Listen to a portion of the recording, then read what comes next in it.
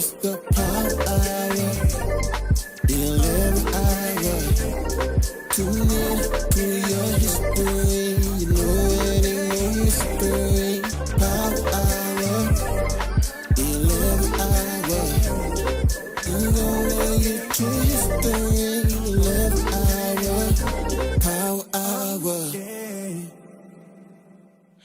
Hey, shalom, shalom. Welcome to the Power Hour. Plus, we were having some technical difficulties here. All right, so we're getting ourselves situated. All right, are we on the other one? Yeah, Otenio, did you turn it on? Yes, sir. All right. Okay, I see where we at now. So we're trying to get people in the room. Some people gonna wind up joining late, I guess. 7:20. I wanted to do Power Hour plus today. I know. 3-hour special, y'all. I was nah. Hell no. Hell no. Hell no. That this 30 minutes late that's what we lost. That's The the 30 minutes. That was the plus. Trying to get this situated. It wasn't anybody's fault though. It wasn't anybody's fault. All praises. Yeah. All praises. Technically, it is, but you know. Yeah. Well, I mean, it's not working, right? We couldn't really figure it out. I mean, it's they fault. I'm gonna say they. It's the day. That They day. fault. It's not rare. I mean, was there any way for us to know that it wasn't working? No. No? because we don't have a E- login. even if you go on at 6:50 and you would have seen that it wasn't on Classroom 2? Yes and no. I like how you did that. Hey, to let help me you get out, that officer, in even in that Matthew about let your situation. yay be yay and your nay be nay. Right. My man said yes and no, trying to take the onus off of them. All you gotta do is Emotional damage. Hey, did we get the other clip that I wanted? Yes. I'm about to say- Yes, sir. Okay. Yeah. All right. So you gotta drop that thing today, like with good timing. All right. Like when we go over it, you Yes, gotta sir. drop it with We good timing. wanted to surprise you. Oh, you were gonna surprise me? Okay. I wasn't sure. You found it? You know what I'm talking about? Oh yeah, with 5. Is it 5? Yeah, I think Where it's we in at? 5, right? It says And this is brought It's to you alright, by right, right. IOIC TV. it's all right. Leave him alone.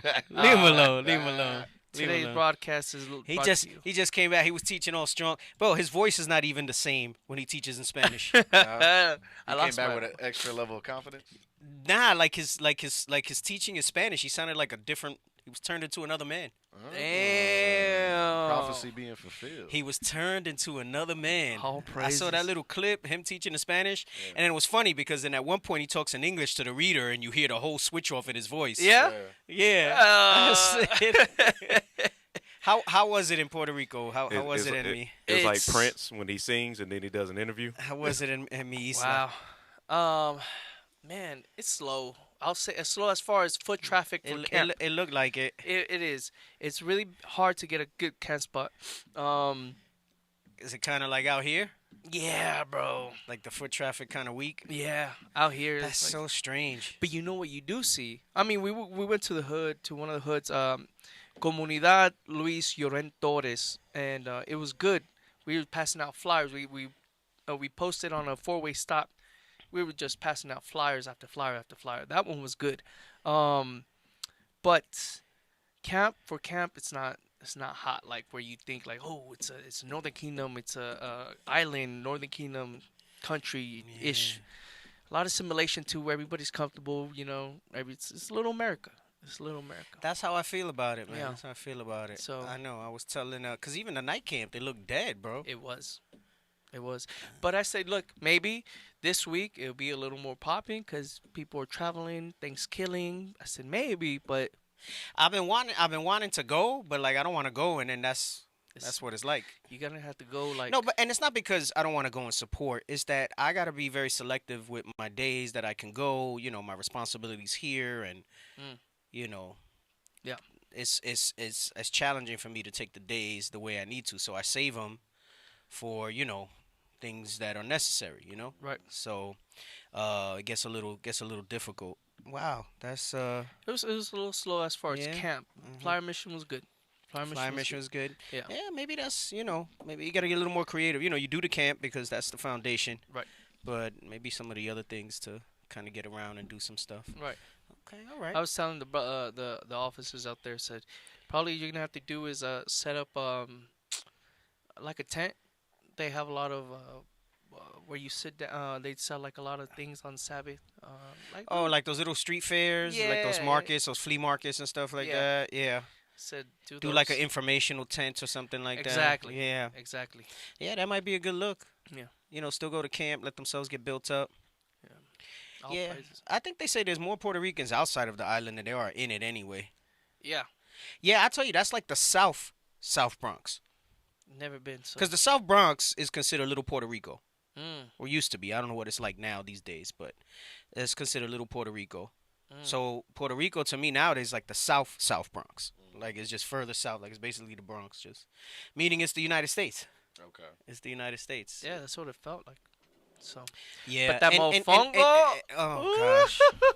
Everybody got mofongo. I had Burger King when I went. Shout out Officer What's, Gideon. what's mofongo? It's like a traditional Puerto Rican dish made out of plátanos. Okay. So they like mash them up. You know, like the plantains. Yeah. So they like mash them It's up. like bananas, They right? mash them up. They season it with garlics and stuff. Yeah, you know, like fried Plantains, plantains. Yeah, yeah.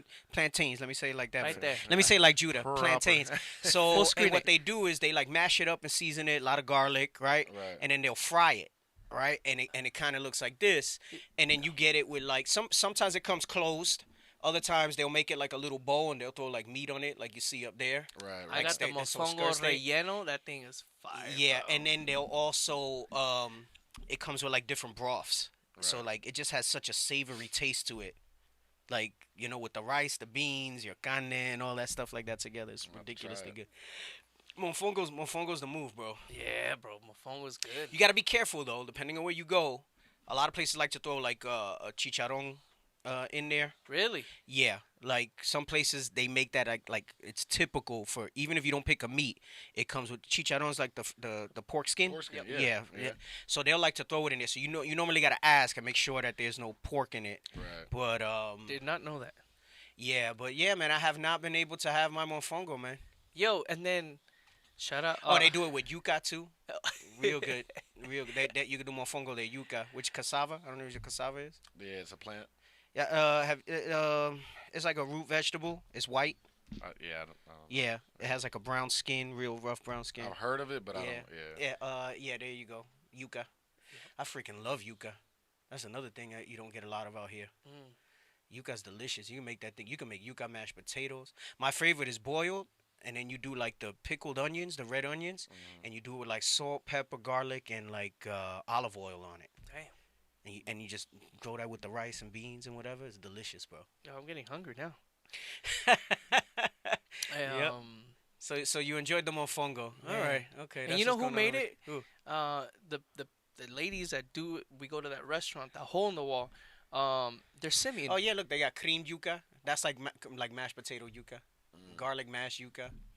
Yeah, that third one over on the top looks good. Yeah, you could do yuca Butter up frita. top. Yeah, it's delicious. Damn. Yep. Yeah, you could do French fries. I was gonna say Yuca the French French fries. fries, Yuca yeah. French fries. Yep. All praises. All right, we talking about had some lights with the pickled onion and garlic. Ooh wee. That thing is good. No, Yep. but all praise to the Most High. It was like always an honor to go to Puerto Rico and support the brothers out there. So Praises, all praises. You good. out there doing your thing. All right, so we'll see what's up. Yeah, we had a viewership is light. it is light. I It's did light. see that. It's light because of the mess up, and we're also on a different thing. No, I'm not hungry. She said Deacon is hungry. I'm actually not hungry at all. But you know, you get a craving for like your food. You know, like your typical. You know. They're comfort food. Yeah. So, you know, you miss it. Anyway, I'm going to jump in. We wanted to do like the plus today because I still got so much information. We're still dealing with, obviously, you see what's going on in the news. IUIC did it big out in Brooklyn at the Barclays Center.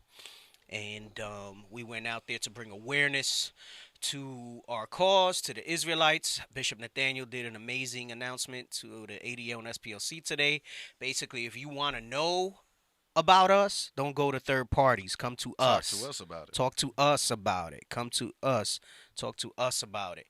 And because they're going to these third parties and they're getting all types of misinformation, and they can say what they want. I don't like that they're saying we was out there standing for Kyrie. We was out there standing for the Most High, Mm. Right. and we were using the fact that the Most High put it in the brother's spirit that he has a platform of millions of people that are listening to bring an awareness to the Valley of Dry Bones, so that the skin could be upon them, right? And that's the impact that has to me. I think about that in Ezekiel with the Valley of Dry Bones, and I think, okay, them saying that, like Ye and Kyrie and others, that brings the identity, Right. and then God's army got to come behind that to show them the repentance. All right? So they're bringing awareness to the be thinking. All right, so we were out there to show people, like, listen, it's not just that you're Israel. You have to understand that with that comes the behaviors that need to go behind that to bring about, the promises that God had promised to us. All right, God's kingdom in the earth. All right, like you hear in the Lord's prayer, as it is in heaven, let it be in earth. And that's really what was going on over there, and it's getting some buzz, but we'll talk about that piece in a little bit, and all the agenda and the negativity that's coming out behind that. But I wanted to go back, and I saw this article. We're gonna play the Chappelle clip again from the stand-up. Like a lot. We're gonna play this the clip, and then we're gonna read this article where they tell on themselves. And this article was supposed to be to refute that they run Hollywood, Right. but it actually solidifies that they run Hollywood. Also, I didn't tell you guys. Get me the definition of influence from dictionary first, and then you can get the others like Google and Merriam-Webster, and we'll go from there. All right. So let's get the Chappelle clip while you guys do that research in the background. And we're at the part that I had asked about.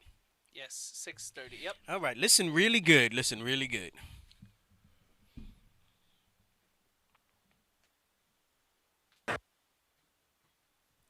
All right.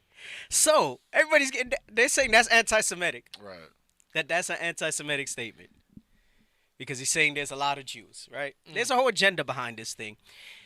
Let's go to the article. We're gonna have to go to the article. We're gonna let the article speak. Can we go to the second part that he says about Ferguson? Not yet. Okay. Get it ready. All right. There's a point in the article where I want to go to that part. Okay. Okay. Yeah, But 'cause- get that part where he talks about a group of blacks. Also where he says that they run Ferguson. Yeah, he's like, it's not Oh. like it matters. Right. Like there's a lot yes. Let's get that part where he talks about Keep on going.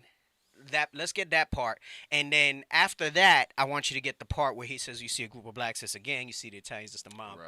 All right. But get the part that Ashaya just said. It should be right after Yeah. this, right? Just keep playing and Yeah, see it what he says. doesn't mean like there's a lot of black people in Ferguson, Missouri. Doesn't mean like we run the place. So Ferguson, Missouri, that's where the riots happened. Yes. With who was the brother?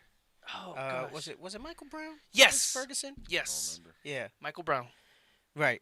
And there was kind of like a martial law out there. They say it doesn't matter. It's not like they run anything. So that's not hate speech. But the first part is, again, what he was saying. We're gonna go into that part about the mafia, the gang. Mm-hmm. So that's something that I caught earlier when we were reviewing the video. Right. Oh, someone said it might be light because of Clubhouse. No, but Clubhouse is always on, Chesley. Clubhouse is always on. I think it's just we had like that big delay, and people are used to seeing us on In the Classroom 2, and we popped up on In the Classroom 1, and then we didn't have the queue in. People come into the room and kind of kick it to the OR music and stuff. So, but it's fine. The word goes out. I ain't too concerned in that regard. Just didn't want people to think that there was no show with no announcement and whatnot. We try to do a replay at the very least if we go that route. But anyway, so let's get this article because he says, "Look, I've been to Hollywood." Right? Oh, where's the part where he says it's not crazy to think it, but it's crazy to say it about the Jews running Hollywood? Oh. Do you know? Do you know exactly where it is, or are you gonna pull it up? You can look for it while we read the article, right? Because it's fine. It'll coincide. All right. So this is from. Go ahead. You can read. This is from the Jewish Telegraphic Agency, and go ahead and read the headline. Dave Chappelle isn't the first to suggest that Jews run Hollywood. Here are the origins of the trope. Right. So first off, it's not a new thing. All right. It's not a new thing for that to come out. And he says suggest, but it's funny. In writing this article, he just validated the whole thing. It's a little bit long, but I do believe it's worthwhile for us to read the whole thing. And this is why I was gonna try to do plus tonight, but we started so late, so I don't know. We'll see how it goes. Like, he's just like, yo, let's just do it. He's like, let's just do it, on, bro. let's go. He's like, let's just do it. Most people ain't working tomorrow. Let's go. Right. All right. Normally we would do a Thanksgiving show, but there's so much stuff that we got to go over. Tomorrow. Oh, you're talking about tonight. Right. Well, with this stuff, like Right, normally, right. like when it's Thanksgiving week, I'll do something on Thanksgiving, Right. right, and go over that stuff. But this just, the elephant in the room. We Right. got to talk about that. We can't ignore that. It's a lot of juice. Wait, but do you have both of it? It's a lot. Like a lot. No, we got the whole thing. No, I just don't cut. play it yet. I just Don't cut it play real it quick. yet. Don't play it yet. You'll see when. Okay. Go ahead. Let's read this article. On Saturday Night Live last weekend, Dave Chappelle really wanted his audience to know there are a lot of Jews in Hollywood. Come on. I've been to Hollywood. This is just what I saw, he said during his widely dissected monologue. It's a lot of Jews. Like a lot. Don't play it yet. That's not it. That's not the cue. That's not the cue. Go While- ahead. While suggesting that it might not be fair to say Jews run the industry, the comedian said that coming to that conclusion is not crazy thing to think. Right. So let me know if you guys found that part where he says it's not a crazy thing to think. All right. If you found that part in the monologue, go ahead. Chappelle's Sunday Night Live episode drew a season high 4.8 million viewers when it aired on NBC, eclipsing Jewish comedian Amy Schumer's own hosting stint the week before. And his monologue had more than 8.1 million views on YouTube as of Wednesday. Come on. The Anti-Defamation League was quick to denounce Chappelle's act. And you have to understand something. The Anti-Defamation League was set up purely as a vehicle to push this anti-Semite agenda. That it's a trick, like we see from the lady from the former minister from Israel, which maybe we'll play it again later, where she admits it that it's BS, right? And that it's something that they use whenever criticism comes about or to deflect from any type of attention coming to the things that they do have their hand in, right? It's not anti-Semitic to point that stuff out, Right. but they'll go and basically you can't talk about it. You can't speak about it, right? Go ahead. Calling it anti-Semitic. Other prominent Jews have followed suit. Come on. I was very disturbed to see him speaking to millions of people a lot of anti-Semitic tropes. Pamela Nadell, a professor at American University who researches anti-Semitism, told the Jewish Telegraphic Agency.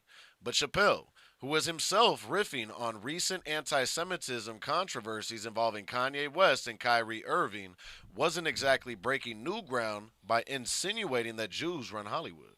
The trope has been a part of show business since its earliest Let's days. look up the definition of trope really quickly as we read that, okay? Yeah. Because a lot of people may not understand what they're saying by that, and they're gonna kind of mess themselves up as we go through it, okay? Because, like I said, the article is rather interesting in that they say it's a trope, and this article was written to try to dispel the notion that they run Hollywood, but it in fact is going to tell us in this article that they established Hollywood and all the movie studios in Hollywood during the early 1900s. Okay? So it validates what's being said, not invalidates it. And how can truth be anti-Semitism? Right. You're just bringing light to something that everybody evidently sees, but somehow it's forbidden to speak about. Right? So go ahead. Trope. Trope, rhetoric, any literary or rhetorical device. No, we don't want that one. Go to the Google one. The Google one was pretty good. Yeah, get the Google one. Trope, A figurative or metaphorical use of a word or expression. No, I don't like that one either. I think it was the third one on dictionary. Okay, a recurring theme or motive. All right. So they're saying it's a recurring theme. That's what it is to say a trope. Right. It's a recurring theme. Okay. Like to say that Israelite groups are hate groups. That's a trope. It's a recurring theme. Right. But this particular article is going to point out that it's actually the truth. All right. And what they're trying to say is that it's not so much so, but I'm going to show you the trick. So let's go back to the article. All right. Let's pull that up. Let's go back to the article. Where are we at? The Anti-Defamation League was quick to denounce Chappelle's act, calling it anti-Semitic. Other prominent Jews have followed suit. I was very disturbed to see him speaking to millions of people a lot of anti-Semitic tropes. Pamela Nadell, a professor at American University who researches anti-Semitism, told the Jewish Telegraphic Agency. Wow. But Chappelle, who was himself riffing on recent anti-Semitism controversies involving Kanye West and Kyrie Irving, wasn't exactly breaking new ground by insinuating that Jews run Hollywood. And notice they use these little words like insinuating, because what it's saying is that that leaves the door open for them to say it's not true. Right. You're just kind of saying that. This goes back to his joke, which is why it was so brilliant that, that's like saying, Ferguson is full of blacks, but they don't run it, right? Anyway, go ahead. But Chappelle wasn't exactly breaking new ground by insinuating that Jews run Hollywood. The trope has been a part of show business since its earliest days, when, in a literal sense, Jews did run Hollywood. Wait, what? Read that again? When, in a literal sense. Literal means it's exactly, it's not a trope, it's not metaphorical. Right. It's the truth. In a literal sense, what? In a literal sense, Jews did run Hollywood. Come on. Or the studios, anyway. That's where everything comes from, out of the studios. Right. MGM, DreamWorks now, Warner Brothers, Fox. Oh, you did say DreamWorks. So much has been consolidated under corporations at this time, and they're gonna try to make they're gonna try to make the distinction. I'll just let it speak for itself. I don't want to jump ahead. But they said Jews. Now she's saying past tense, or him, whoever wrote the article. Jews did run Hollywood in a past sense, but don't let them fool you. Don't let them fool you. Don't let the white man fool you. Don't let the nations fool you. Right. Don't let them fool you. Go ahead. Nearly every major movie studio was founded in the early 20th century. That's dealing with the 1900s, right? So whenever you see that, just take a year off or a number down, and that's the years that it was in. So 20th century means the 1900s. 21st century is what we're in now with the 2000s. Right. All right? Go ahead. 20th century by a group of first-generation secular Jews who immigrated to the United States from Eastern Europe. So it says they founded she says nearly every. She says they founded nearly every major movie studio was founded by secular Jews. So why is that a trope? Why is that anti-Semitic for that to be said? Go ahead, play it. It's a lot of Jews. Like a lot.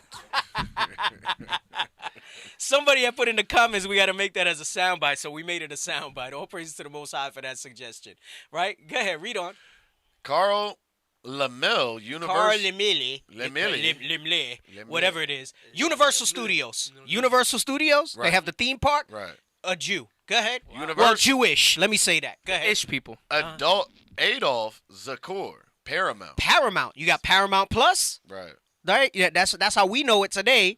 But I remember as a kid, all these movie studios were in. There's been some consolidation now, but many of these names still exist in some form. All right? Like the beginning of the movies, a lot of people, they don't pay attention to that stuff. But it has all the studios that were involved with bringing the movie to light. Right. And what will happen is, yes, there are smaller studios, but you can't play at the level of a major motion picture release, okay?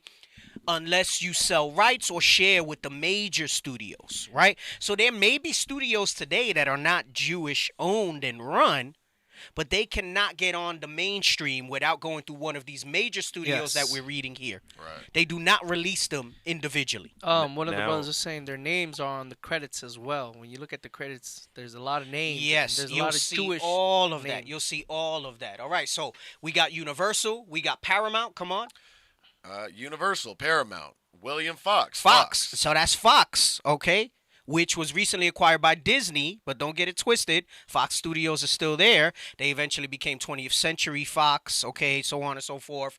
Fox, Jewish. Come on. And Walt Louis Disney B. is Mayer. also. What was that? Walt Disney is also Amalek. Right. Louis B. Mayer, come on. MGM. MGM Studios, okay? All right, come on. And Benjamin Warner. Warner Brothers, Benjamin Warner Studios, okay? Jewish. Come on. Were all Jewish silver screen pioneers, laying It's the a lot groundwork. of Jews. Like a lot. Like a lot. So he went. Why? How is that wrong? How is that anti-Semitic? How is that hate speech to say Right. something like that? You calling out the truth. It's the truth. But they rejoice in lies. That's why. Yes. Come on, keep reading. Were all Jewish silver screen pioneers, laying the groundwork for the size and scale of the industry to follow. Come on. But the industry was diversified greatly in the century since, with studios largely swallowed up by corporate behemoths. And this is where they do the little. This is the prestige in the magic tricks. I think I've spoken about this before, right? When you have them looking over here, you do the magic trick over here. They Yep. call that the prestige, right? Like that's actually one of my favorite movies. That's such a great flick. Have you seen it? I've spoken about it before. No, It's I with haven't Christian seen- Bale and Wolverine. What the hell's his name? The actor. What's the movie again? The Prestige. Logan. No. No, Logan is Wolverine. Yeah.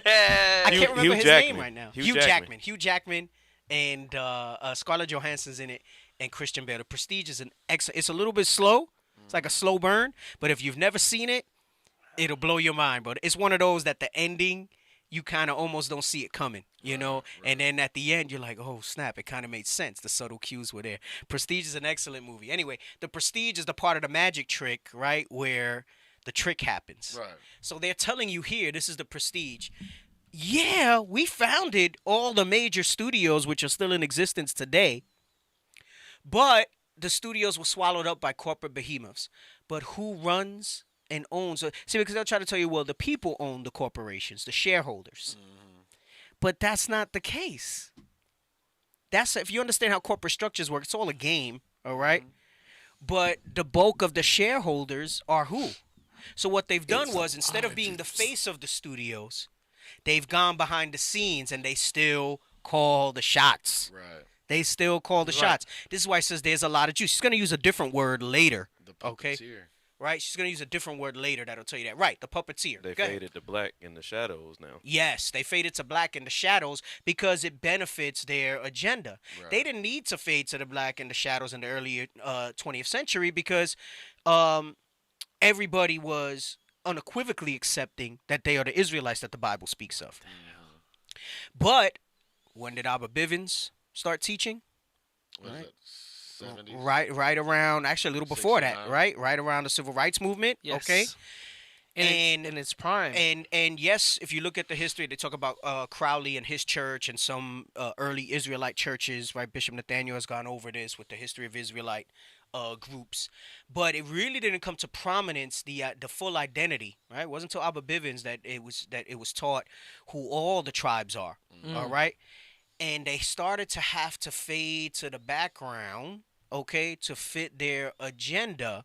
All right, and not make it seem like they have any type of power in the earth, because then it would be contrary to what the curses say, Right. right?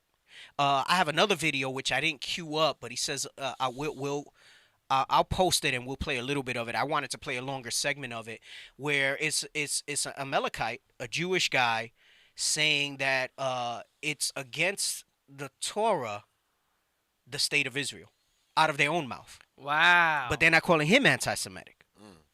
And he's a so-called Jew, Right. okay? And I'll send a clip in a moment, and I'll let you know. I think it starts at around 3 minutes, 15 seconds. I'll send it to you. It's a little bit of a longer interview. I haven't seen the whole thing. I only watched about 5 minutes of it. But he says very early on what that is. Anyway, so my point is, They went the corporate route because it conceals, just like many people who do corporations, it conceals who's behind all this stuff. Because now, instead of the individual, you're looking at the corporation and the entity instead, of it, right? And that's what corporations really are for. You get tax benefits with corporations. You're taxed differently. There's different write-offs and things like that. And as well, it creates layers of protection and somewhat anonymity as to who's behind these things. It helps you mitigate risk. Yes, that's exactly what it is. All right. So go ahead. Let's continue on. And while individual Jews may be overrepresented in an industry that has long welcomed and rewarded them. So she's saying individual Jews are overrepresented. Damn. Meaning they're everywhere. Abundant. There's a lot. Like a lot. Like a lot. Like a lot. Like a lot. Go ahead. Come on. And while individual Jews may be overrepresented in an industry that has long welcomed and rewarded them, the rhetorical danger, Nadell said, comes in conflating a large Jewish presence in an industry with ownership and control of that industry. Why is that a danger? Why is that a rhetorical danger? It's not. It's just the truth. Come on. Jews remain active in Hollywood in a variety of roles, but it would be impossible to say that they run Hollywood, that they own Hollywood. That said. doesn't make any sense, that statement. If they're the bulk of it, that's why his joke was so brilliant about it. It's a whole bunch of blacks in Ferguson, right? But they don't run it, right? Right. Doesn't mean anything. Doesn't it's not mean like anything. They run it. It's not like they run it, right? And this is the thing that he's saying, that he's bringing out there, right? And why is it that you can say all these things about everything else? Later on, I don't know if it's in this article or the other one I have, just remind me of the order that I had things as I bring it up so that we can go through it, because I had my thoughts earlier. I was like all amped up, and then I got like all tired, so we'll see how it flows now. I had a vision of how I want it to flow, right? So I got to see if it flows that way, though. The Spirit's going to move. We'll see. Come on. Whenever the Jews enter into any kind of position where they might have influence over people who are not Jewish, then all of a sudden it's seen as some kind of conspiracy. Right. So here's the key word that she says. She says it's impossible to say that they run Hollywood. But then she says when they enter into any kind of position where they might have influence. All right, who are people who are not, then all of a sudden seen as some kind of conspiracy. Look up influence. I want the one from dictionary first, and then I'll see what the others say. Because in one line she says they don't run it, right, and in the other she says they have influence. Mm-hmm. Okay, read the first one. The capacity or power. Wait, the what? The capacity or power. The power. Influence is the power of persons or things to be a compelling force on or produce effects on the actions, behavior, opinions, etc. of others. So she says they don't run it, but then she says they maintain influence. Right. I don't know. That sounds like, when Ye started speaking out, and then they started cutting him off left and right from music, banks, TV. Right. And they're going to say, well, clothing. We don't own these companies, but they have influence, which is the capacity or the power of persons or things to be a compelling force and produce effects. All right? Read the sentence that it uses. He used family influence. Or you could say Jewish influence, come on. To get the contract. Or to cancel the contract. Yeah. Or to cancel the deals. If it's blacks, it's a gang. But If it's Italians, she literally just confirmed that joke. If it's Italians, read it's a the mafia. second one. The action or process of producing effects on the actions, behavior, opinions, etc. of another or other. Is the action or the process of... So influence, this is what I'm saying, they use these words and a lot of us kind of just get lulled to sleep and glaze over it. Right. This is why the title is it's evident truths to blind eyes. Because why? They want to force that blindness on us. Right. And then you got so many knuckleheads just coming out with this nonsense. Right? And it's funny because, I'll show the double standard in a moment. When they put out tropes and lies about us, about Israelites, nobody questions them. Mm-hmm. Nobody says that that's anti-Semitic, or if you don't want to believe that we're Semitic, nobody says that that's anti-black or anti-Israelite or whatever it is. Right? They just take it as truths. but they're not truths. There's no evidence behind it. But here you have actual truths that we're reading from them out of their own mouth, all right? And people say, no, that's wrong. What you're saying is not right, and it's anti-Semitic to say that. And it's funny because Emotional. and it's funny because you look at the clip that we've been showing over the past weeks of the former Israeli minister, Right. and she says, you know, they have power and influence. Can we get that part ready? All right, where she says they have power and influence. I just play the whole damn clip from the beginning. It's not a long clip, but because remember, we just read. First, get the article. I'm sorry, I know I'm having you jump around. First, get the article. Read that part again about. Start with Jews remain active in Hollywood. Jews remain active in Hollywood in a variety of roles, but it would be impossible to say that they run Hollywood, that they own Hollywood. Come on. She said. Whenever the Jews enter into any kind of position where they might have influence. And we read influence, and influence is not a light word. Right. Influence means you have the power, you have the capacity over behaviors, over actions of others.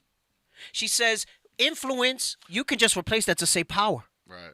She says they might have power over people who are not Jewish. Then all of a sudden it's seen as some kind of conspiracy. Well, it is what it is. Now, let's get the clip with the former minister. Come on. You got it? He's getting it pulled up because he was on that article. Oh gosh, let's pull it up. Hey, can somebody monitor the chat? They come in I got it. as wolves in sheep's clothing. I think they were on the Phoenix chat Oh, they trying to moved say over. that chicken is unlawful. Then they moved to the main one and they're saying, listen, Yo, no. the earth is shaking right now with who the Israelites are. And he here talking about eat the chicken or the egg. Yo, no. I think You this is. dumb nooker. No, I'm sorry. I think- Oh my goodness. I think this is Riser, bro. I think this is Riser because this is some dumb question talking about why follow the way of the heathen. You're not supposed to do the chicken and the Oh, my offspring. goodness. Hey, I think hey, this we sounds got like a Riser, bro. We got flat earthers still calling in too. It's like, hey, I want leadership to go to like Psalms. Like, no. Gosh. No, we ain't doing none of that. They think they're just gonna get on the show. That's the distractions. Yo, all this stuff that's going. Shame on that person. Shame on you. If you an Israelite and you worried about Emotional damage. and you worried about friggin' eating chicken and eggs. Right. Oh my goodness. Did we not eat quails? Isn't that the same family? Yeah. Yo, this Shut up. I'm telling you, it sounds like a Riser, bro. Okay, influence. All right, let's not lose the thought. Influence. Okay, Power. It's an actionable word. it says power. All right, Right. it says power. Come on. Yours is a voice of criticism we don't often hear in the United States. Often when there is dissent expressed in the United States against policies of the Israeli government, people here are called anti-Semitic. What is your response to that as an Israeli Jew? Well, it's a trick. We always use it. When from Europe somebody is criticizing Israel, then we bring up the Holocaust. When in this country people are criticizing Israel, then they are anti-Semitic.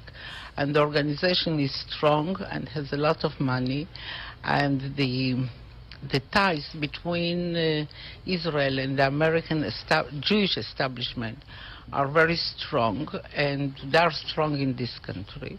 As you know, they have power, which is okay. Stop. She said they have power. Right. She said the ties, they're strong and they have power. That's the influence. Right. This is why we were talking about the typecasting. Remember when we Yes. were talking about that it was good to see, you know, the brother in a different type of role, but then again, Yes. they always put him in typecast type of roles and things like that. This is why the whole agenda is the way it is, where the image that's put out is not the image of the black, it's the image of the white people, of the Caucasians, of the Edomite race, right? And it has to do with the power and influence that they have. Let's finish up what she's saying there. Let's see what she says.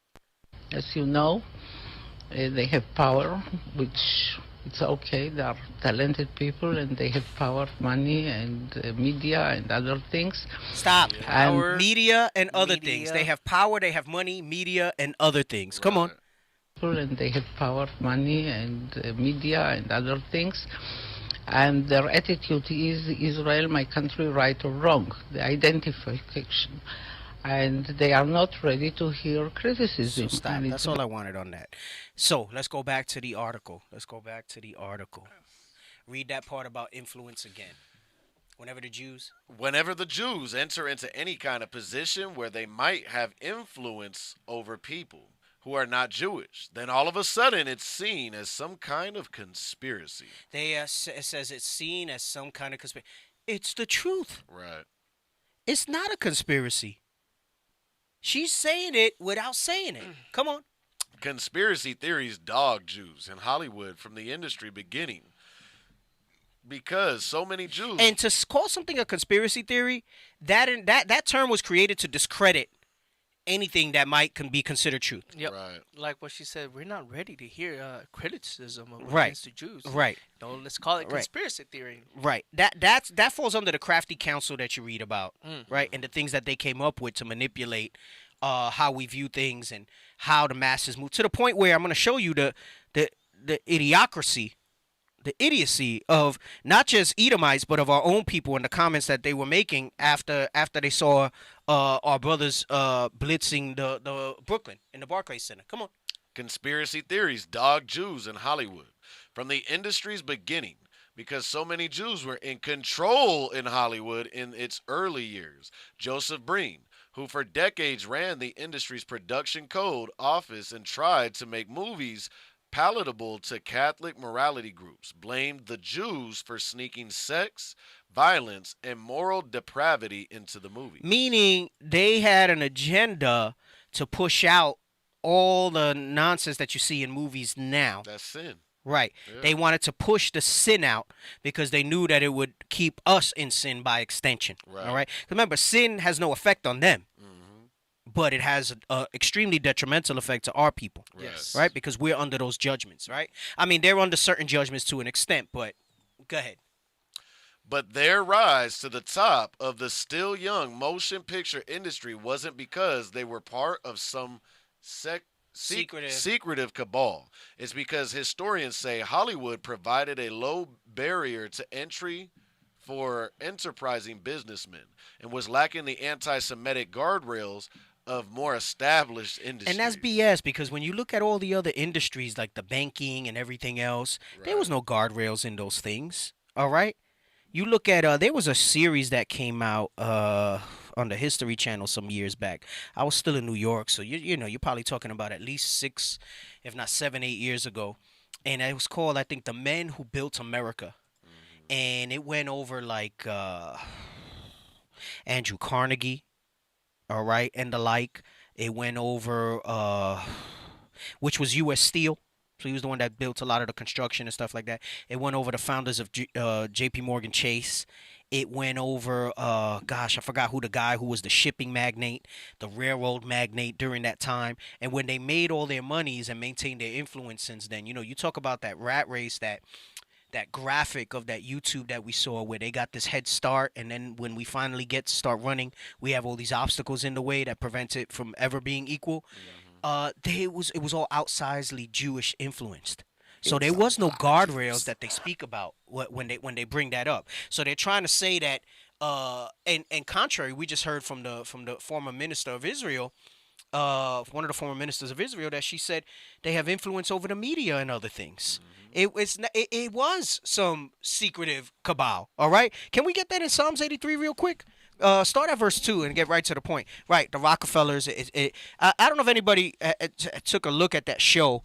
I don't even think they play it on. I don't have cable anymore. I've I do everything streaming now. But it was called The Men Who Built America, and it's an interesting watch if you want to see the outsized influence that Edomites had on creating what is today America. The industrious United States. All right, Hey, and you'll see that. It's funny you was about to bring out Psalms 83 because I was sitting back here thinking about that because that has truly manifested through everything that they built in this country. Yes. It's manifested to separate us. Yes, yeah, that's it right there. The Men Who Built America. Good point, soldier. The Men Who Built America. Go to the episode thing, and we could just run down a little bit of the episodes. Anybody who just wants to pick up on a little bit of just history Right that validates stuff that you see here. So you'll see the summary. So episode 1 deals with John D. Rockefeller, and he started. It says the Vanderbilts. That's who it was. The Vanderbilts. All right. So the Vanderbilts were the ones that did the railroads, and then Rockefeller got into oil first. All right. I forgot what it was called. The oil company. And today, what it's called, how it's still in existence today. No, it's not Halliburton. I know that's a big And one. then Andrew Carnegie comes into it, right? And Tom Scott. All of these, they'll try to tell you they're not Jews. Like, for example, Fox is not a Jew name, but they would change their names to not have the stigma of having a Jewish-sounding name, Right. right? Blood is spilled. Carnegie hires Henry Frick to give him an advantage over. So it talks about how they were like warring against each other during these eras, right? But what's left out in this is that you got to realize that this was all done under the backdrop of slavery and oppression of our people, as they basically took and built these things up. Then it goes into Carnegie and Rockefeller, J.P. Morgan, Edison, even, right? Edison was a Jew, I believe, they say, right? So-called Jewish. Then you got you got the Vanderbilts, you got the Rockefellers, you got the Carnegies, you got the Morgans, all right? And it says they all wound up, they unite in a bid to buy the White House by striking a lucrative deal with Ohio. And it talks how they tried to get in government. That's a lot of influence. Bro, it's a lot of influence. Standard Oil, that's it. Standard Oil. Thank you, Reed. That's the name of it. Standard Oil. Standard Oil. Yep. Totally Be see. quiet, bro. See, that was my second. Right. Levi jeans. Right. Levi. Damn, but I love my Levi's, though. Them some good jeans, boy. They'll last a lifetime, To right? this day. Yeah. Theodore Roosevelt, William McKinley, Rockefeller Standard Oil is the first company to be crushed by Roosevelt. So, very interesting series. I might watch it again just to, now that I see it up there. Where is this set? It's probably online. It's a History Channel docuseries, I think. Oh, okay. I don't know if it's on YouTube or whatever. Where does it say watch show? What does it say when you click on that? Where can it be Prime. watched? Ooh. Prime Video. It's free on Prime Hulu. Video. Okay. Roku. Okay. It might be on Hulu. All right. It's extremely interesting. Henry Ford. It goes into Henry Ford. All these people, and the outsized influence they all had on that stuff. Hey, this came up this whole thing it's near the time of slavery, so it's all there. Oh, slavery was the backdrop of it. Exactly. Right. And I don't think they mentioned the slavery that much, but they'll talk about the Asians supposedly building the railroads. Because there was like a short period where it was mostly Asians working on the railroad. Yes. I didn't know that. But that was a short period. It was largely us with slave labor that built the Right, railroads. right. But they try to hide that history under the table too. Let's read this in Psalms 83 so you can see, because this goes into everything that we're talking about with the influence. All right, go ahead. The book of Psalms, chapter 83 and verse 2. For lo, thine enemies make a tumult, and they that hate thee have lifted up their head. So she's saying it's not some conspiracy that they got into. I think it mentions the DuPonts too a little bit as well in that series. Red Stick is on it. Go ahead. Verse 3. They have taken crafty counsel against thy people. All right, so this is that conspiracy. So what I said is they use words like conspiracy theory to discredit the crafty counsel that they took. Like they're gonna say, "Come on, why would people get together to focus against you base things? People are gonna get together to suppress. What the hell can you guys do? Right. What the hell do you guys do? Look at everything we have. Why would we conspire against you? Right? And it makes it seem so illogical.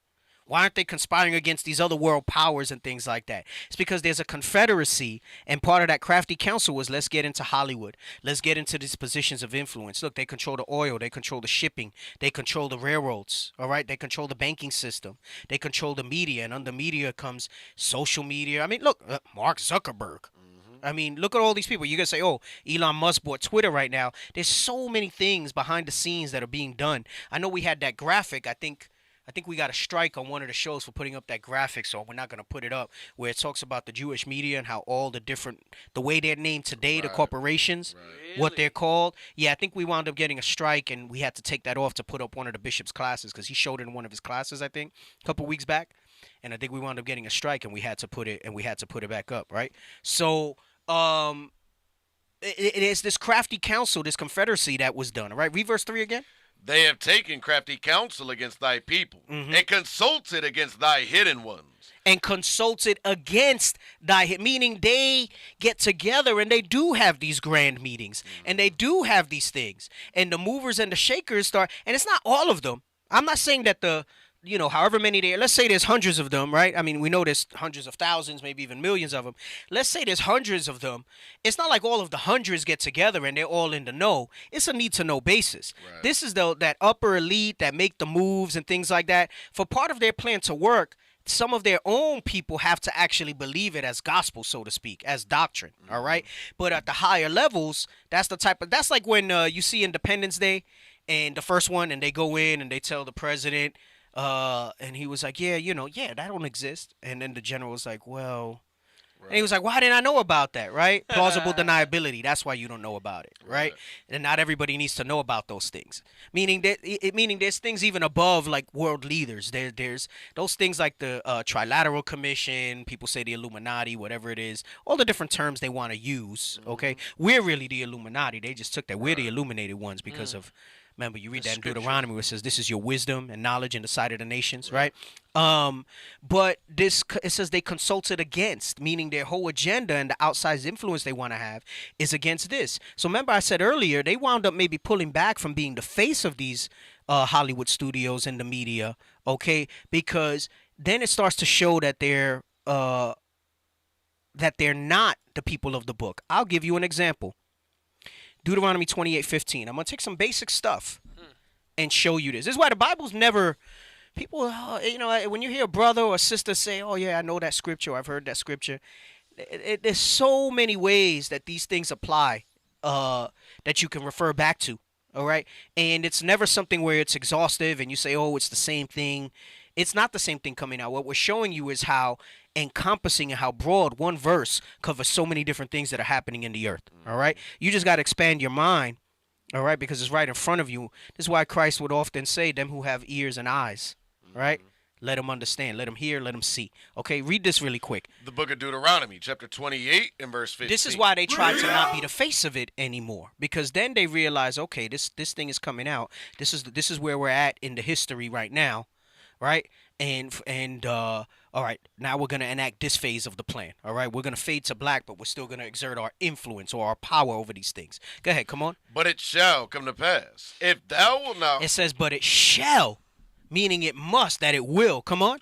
If thou wilt not hearken unto the voice of the Lord thy God, to observe, to do all his commandments and his statutes, which I command thee this day, that all these curses shall come upon thee and overtake thee. Come on, read. Cursed shalt thou be in the city, and cursed shalt thou be in the field. Read. Cursed shall be thy basket and thy store.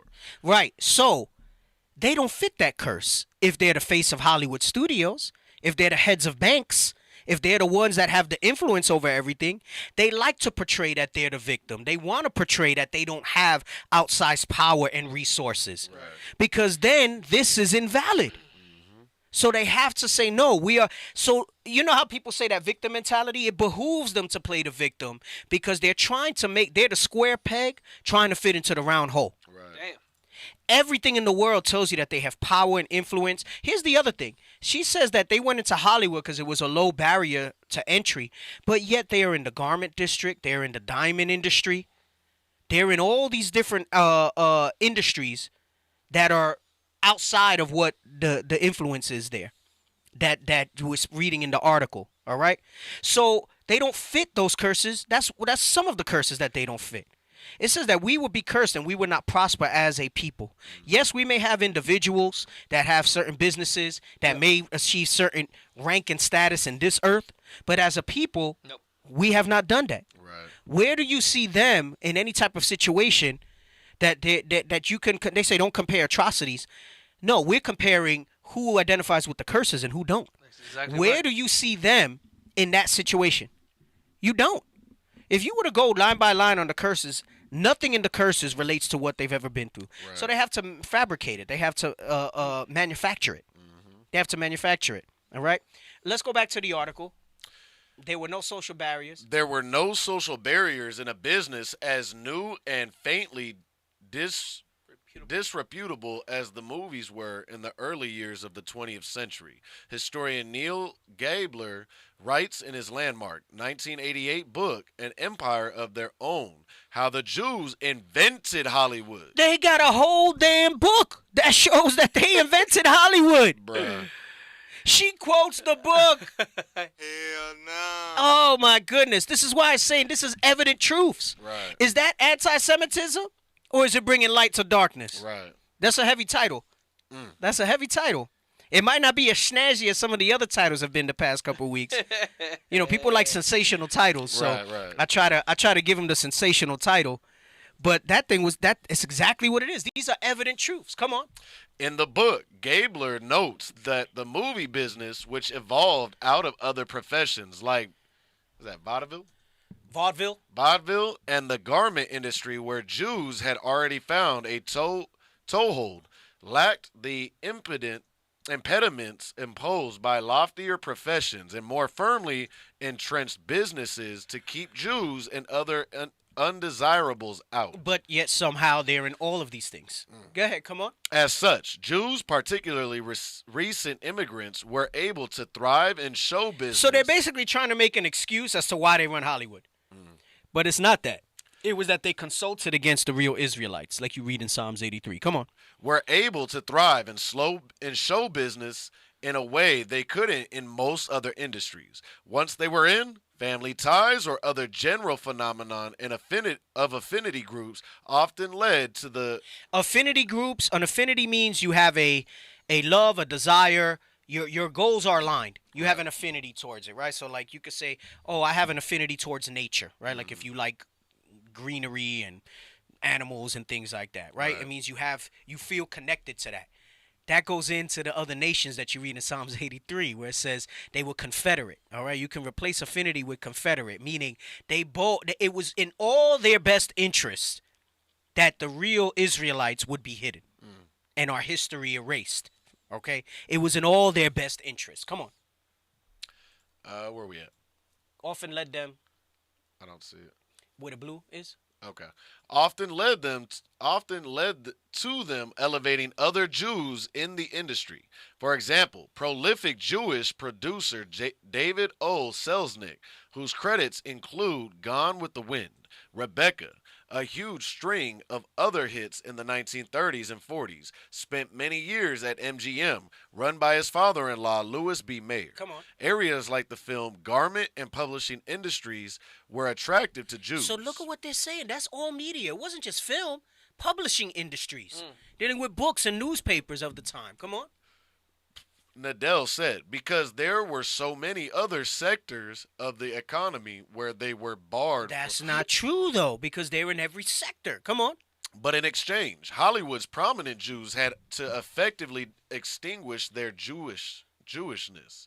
Yearning to assimilate into American society, the Jews who ran these studios were beset on all sides by anti-Semitic invective. First from Christian groups like the Legion of Decency, and then by anti-communist groups, both of whom accused Hollywood's Jews of conspiring to undermine American society with their loose morals. Come on, read on. As such, the Jewish studio heads largely refrained from making any movies about Jewish themes. And that's a lie, too, because how many freaking movies do they have? And then they talk about not having an outsized influence in other areas. We were just speaking last week how we had to read Night, Anne Frank, Helen Keller, all right, Schindler's List, The Pianist, all these different things that they would put out. We were just talking about that. It's taught in schools. Right. Somebody was telling me, oh man, the young sister. Oh my gosh, I can't. I always get the one with the glasses here. Oh my gosh, she's gonna be so mad that I forgot her name. I forgot which house she from. Hannah? Is it Hannah, the one with the glasses? You got Colorado's daughter. That's Colorado's daughter, Hannah? No, you got Colorado's daughter. And then you have Ezekiel's daughter. It's two of them that they're always so pleasant. I think but one has glasses and the other one. They I think both got glasses. one is Ezekiel's daughter. Hannah has glasses, right? They both got glasses. Oh gosh. Hannah's the slimmer one. Hannah's the light skinned one. The light skin. Okay, so Hannah comes up Hannah. to me, Sister Hannah, and she says, I was watching the Power Hour and I was listening to how you talking about in school. She goes, they did a whole thing about the Holocaust in school and stuff like that. She says, supposedly we're supposed to talk about slavery like in the coming weeks. I said, hey, let me know how they try to teach that now and see what it's Right. like. And she said they like go over that stuff. So she was like, it's still like it's part of the curriculum. They make sure that it's taught. Like they Right. indoctrinate you with that sort of thing, right? There was a movie, I remember this in Disney Channel when I was growing up and watching Disney Channel, about there's this guy, a Judite brother, playing basketball, and whoever knows this, and then he had to, like, he was living off his van, and then, like, he had to play with Jewish people. Oh, gosh. And so they make you feel like, oh, dang, look, black people, did, the Jewish helped him, and, bro, I forgot. Well, they always got to put them there, like even in 12 Years a Slave, right? Like I think was it Brad Pitt's character that wound up helping him get some freedom or something like that. Yeah, did you watch that No, 12 Years a sir. Slave? Oh, you got to watch that, bro. You yeah. got to check that thing out. Yeah. Anyway, come on, let's go back to this. As such, the Jewish studio heads largely refrained from making any movies about Jewish themes or snuffing out anti Semitic content even within their own films, or otherwise exerting their influence in any obviously Jewish way. Even as many of the golden era of Hollywood's most acclaimed writers and directors, Herman Mankiewicz, Ernst Lubitsch, jo- Lovish. my bad. George Cukor, Billy Wilder were also Jewish. Gentleman's Agreement, the landmark of 1947 film about anti Semitism, didn't have any Jewish producers, directors, or major stars, though some of its credited writers were Jewish. Right, so they're trying to make it seem like this changes the fact that they started the studios Right. and they still run the studios during their corporations, right? It doesn't make sense. Go ahead, keep reading. Famously, Hollywood's Jews also went out of their way to avoid offending Hitler during the Nazi era, continuing to do business with Germany and largely avoiding featuring Nazis as villains in the Scroll. I want to jump through years. some of this. There's Spielberg. That's another one. Okay, hold on. Let's read this. Let's read this here, and then you can let me know about the call. No, go up a little. There you go. With the demise. With the demise of the studio system in the 1960s, Jewish creative ranging from Mel Brooks to Steven Spielberg to Natalie Portman no longer had to hide their identity from audience. Notice what I said earlier. I said they were in front during the early parts, and I Right. said when did they start to go ahead? I'm sorry. When did they start to change their agenda and shift their control to the background, but then push forth their agenda about teaching about the Holocaust and everything else? All right. It says during the 1960s. Right. And that's when the truth started coming out about who the Israelites were, right? Yeah. I mean, there was no internet and stuff, but the timing is a little conspicuous, no? And then you think about it too. That's like as the transition out of slavery, like you were talking about civil rights. Yes. So the whole approach of how we were kept in captivity Yes. changed at that time. Yes, that's my point. That's So now heavy. they said now they started making it as part of the movies, right? Go ahead, read on. But instead made it an essential part of their public personas. Now they started to say, yeah, we're those people, Right. right? They didn't talk about it in the early part, right? They just were running the studios openly. Then they said, notice it says that the demise of the studio system in the 1960s, that was orchestrated. They said, let's pull back. We're going to run things from the background, and we're going to now use the media to push out this agenda to make people convinced, right? Right. That we're It's the Jews. Mass manipulation. That's exactly what it is. That's exactly what it is. Let's take the call real quick. Who we got on the line? So we have Sister Marie from headquarters. Okay. She wanted to weigh in on the different roles of Amalek in today's society. And she said she had a book that she had mentioned as well. Okay, all right. Is she on? I can get her on right now. I was waiting for your cue. Oh, yeah. Let's get her on. All right. She's on. Shalom, sis. Welcome to the Power Hour. Shalom, most high in Christ bless. This is Marie calling from headquarters. How are you? I'm great. Most High Christ bless you. Welcome to the show. Thank you. I just wanted to bring up a book that I read a few years ago, The International Jew by Henry Ford. And one of the things that he pointed out was that a lot of the Jewish people, when they go into school and college, they uh, pursue management and law positions so that they can hire their own and they can, again, do the crafty counsel like it says in the scriptures, you know, shaping the laws in the countries. So I just thought that was Right, right. interesting And we're pulling up that the you were book. No, bringing that out. go back to where the title was. The full title. Go back. So interestingly, so the International Jew, and then it says aspects of Jewish power in the United States is what the name of the Dang. book is called. Wow, all praises, sis. So I appreciate that little Yeah. tidbit. You know what's interesting? It makes so much sense, and it's funny. Not we try to tell people in Israel to do that stuff, but everybody wants to be truck drivers. Right. We telling people we need brothers and sisters to go to law Doctors, school. lawyers. We need brothers and sisters to go. We sorely need some legal representation. Right. We got a lot of these young brothers and Right. sisters that don't know what to do. They jump into law school. You know what I'm saying? Let's get it going so that you can come out and help your people. Right. Let's come go on, down help a little. Look what it Right. says. Right. So basically, they monopolize industries and they say, okay, yeah, I got a guy that sits on a judgeship. I got a guy that's an attorney. I got a guy that's the head of this. I got a guy that sits in this political office or whatever it might be, or he has access to people in political office and things like that. And that's how they kind of move around and operate. Right. That's the Right. international. Wow, that's crazy. And you're right. They teach them from a young Yeah. age that this is the way you need to move, They, so yeah. so that they can keep themselves Yeah, moving. and I work with a lot of Amalek, and that's with a lot of their children. They go into law. Mm. It never dawned on me to Yeah, you yeah, know, think because of about that. course, I mean There's that's. another thing. Go ahead. Oh no, I was going to say another thing. I was just reading today about the ADL. You know, I was just looking it up to see what their stance was with Martin Luther King Jr. And of course, they turned out they were spying on Martin Luther King Jr. for Edgar Hoover and the FBI. Mm-hmm. And the document it was more than that. They they were into some international spy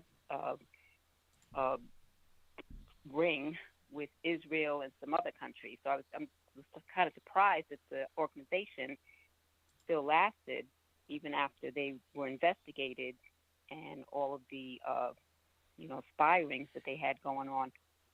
But here they are; they're still around. Yeah, well, it Because goes it's it, a- go- and, you know, it goes and I- into what you just brought out because they've put people in positions Mhm. that when they run into trouble, they're able to help them get out of those things.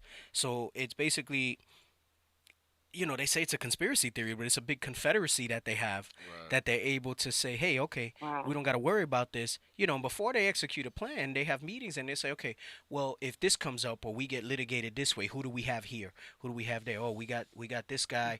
This is my, third cousin twice removed. He's a judge in this county. We got this guy that Right. owns this law firm. We got this guy that sits in this office, right? You saw that too, not with so much Jewish people, but you saw that in the movie Casino Yeah. where they had to employ some of like his nephew or whatever because they needed to get certain permits and things like that. So I just use that as a small example to show you how on a broader scale and more serious things things work. But the ADL was created for them as a tool for them Right. to be able to maintain and operate with the way that they do, and they have deep pockets because they have anonymous donors which are descendants of these people from all these movie studios, all these different industries where they have this wealth and they've been set up. So the reason the ADL is still in existence is that nobody can outspend them. Hey, They'll D, tie you up in Right. court and in litigation and they can't outspend you. and imagine what the celebrities that we could have that same thing set up if we could get on one mind, one accord as a people, anonymous donors, rather than giving your money to them. Well, that's just it, though. And I mean, I think that's what we're trying to maybe help encourage as some of these people that have the influence and the resources to do so. We would love to go ahead and put that type of thing out and create some organization that's like the ADL before Israelites and to speak up for our people and advocate for that. But that there's a lot of hoops you got to jump through. I mean, look, Right. case in point, Yes. Candace Owens just tried to start this bank, and thank you for the call, sis. We appreciate the heads up. Look Okay, at you're welcome. Most High in Christ bless you.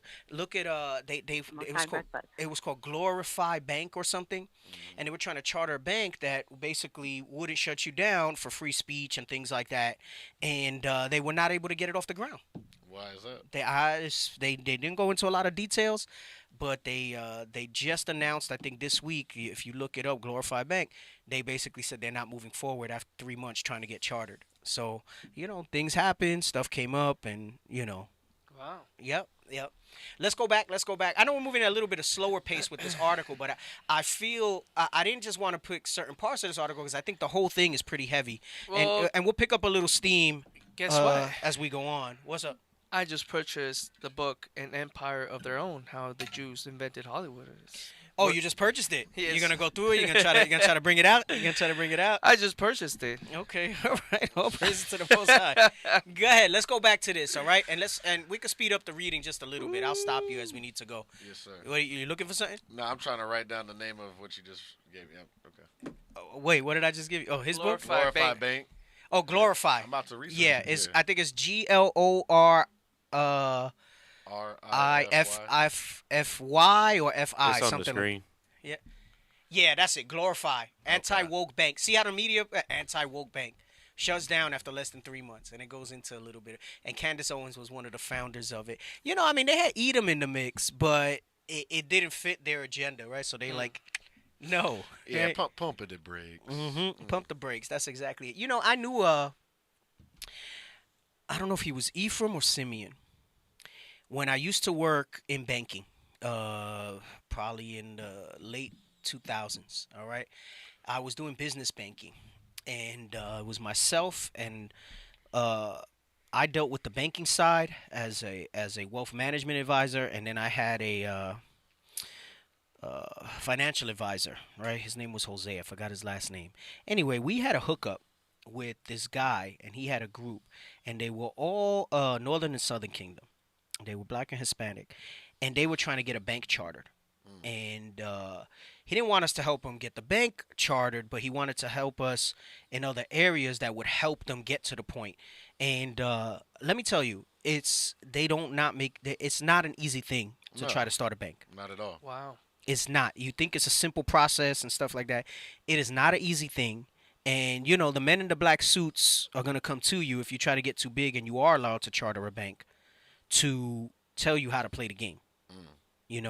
And I don't think he was ever able to get it off the ground. We worked with him for a long time because they were gonna have a lot of money come through, and it had to come through like another bank first before it went into what they were trying to do and stuff like that.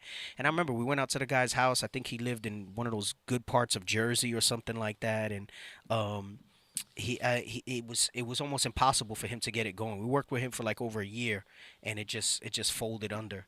I mean, he never got into it that time. I was very early in the truth, so I wasn't, where my awareness is You now. understand it, right. But I thought of it now as we're talking about that, and I remember it was hard for him to get it going too. So anyway, let's go back to this. Wild. With the demise, let's read that again. With the demise of the studio system in the 1960s, Jewish creatives ranging from Mel Brooks to Steven Spielberg to Natalie Portman no longer had to hide their identity from audiences, but instead made it an essential part of their public personas. Earlier this week, in a New York Times interview, Spielberg acknowledged that Hollywood was a welcoming place for Jews when he arrived as a young filmmaker. So you see the contradictions in the article, right? She's saying no, it's a trope, and then he's saying it was a welcoming place. And they're trying to say, well, that changed. It wasn't all. So you're telling me, even though they were the studio execs, it wasn't welcoming for them. Right. But she goes on to say how they all kind of stayed with each other because of family ties. Kind of what the sister Marie just brought out to us with the book and stuff like that. So the whole article to me is just like they'll say one thing. That's what I'm saying. It's like it's their tongues falling upon themselves as we read this. Come on, keep reading. Spielberg acknowledged that Hollywood was a welcoming place for Jews when he arrived as a young filmmaker. Being Jewish in America is not the same as being Jewish in Hollywood, he said while promoting the Fabelmans a loose retelling of his own Jewish upbringing. Being Jewish in Hollywood is like wanting to be in the popular circle and immediately being accepted as I have been in that circle. So he's telling you it's a welcoming place for Jewish people, and my whole point in this and is that they're trying to say that it was anti-Semitic to say that they run Hollywood. And he's telling you that did you get the part where he says it's not a crazy thing to think, but it's a crazy thing to say? Did you find that part in the Chappelle clip? Yes. Finish got it. this paragraph first, and then let's play that. Come on. By a lot of diversity. To be in the popular circle and immediately being accepted as I have been in that circle. By a lot of diversity, but also by a lot of people, like a lot, who in fact are Jewish. All right, yeah. Read the next paragraph, and then we'll pull up the clip. Come on. Still, such ethnic affinity has often been deemed conspiratorial. Hollywood is run by Jews and owned by Jews. It is. Come on. It's a lot of Jews. That's a lot of Jews. Marlon Brando declared in a 1996 interview with Larry King, further claiming that Jewish studio executives prevented anti-Semitic stereotypes from being depicted on screen. So, It's just like what the you lady can said. have all the Medea movies. You can have all the stereotypical, and there's a few Northern Kingdom ones. It's just not as prevalent because they won't let us in the studios like that. But you can have all these anti-Semitic aids. Remember I said Denzel finally won an Oscar for what? For Training Day. Playing a crooked Damn. nooka cop. Yep. Right. You know what I'm saying? No morality. No morality. That's okay. But he had done such amazing roles prior to that, and he ain't win an Oscar for something a little more worthy. Right. You know? And you see it on and on and on. That's that stereotypes. That's that typecast sort of thing. All right? Go ahead. Keep reading this. All right? Owned by Jews, Marlon Brando declared in a 1996 interview with Larry King, further claiming that Jewish studio executives prevented anti-Semitic stereotypes. So they won't show things with anti-Semitic stereotypes, but they'll show things with black stereotypes, with Hispanic stereotypes, with even Native American stereotypes. Because all those John Wayne flicks and everything, how did they display the Indians? Right. Right? Very stereotypical. Savages. They played them dumb. Right. Right? Come on. Prevented anti-Semitic stereotypes from being depicted on screen while allowing stereotypes of every other minority group because that's where you circle the wagons around. That's what Marlon Brando was saying. Remember, he said that's where you circle the wagons around. That's what they would do to try to stop the Indians in those old westerns. They would take their wagons.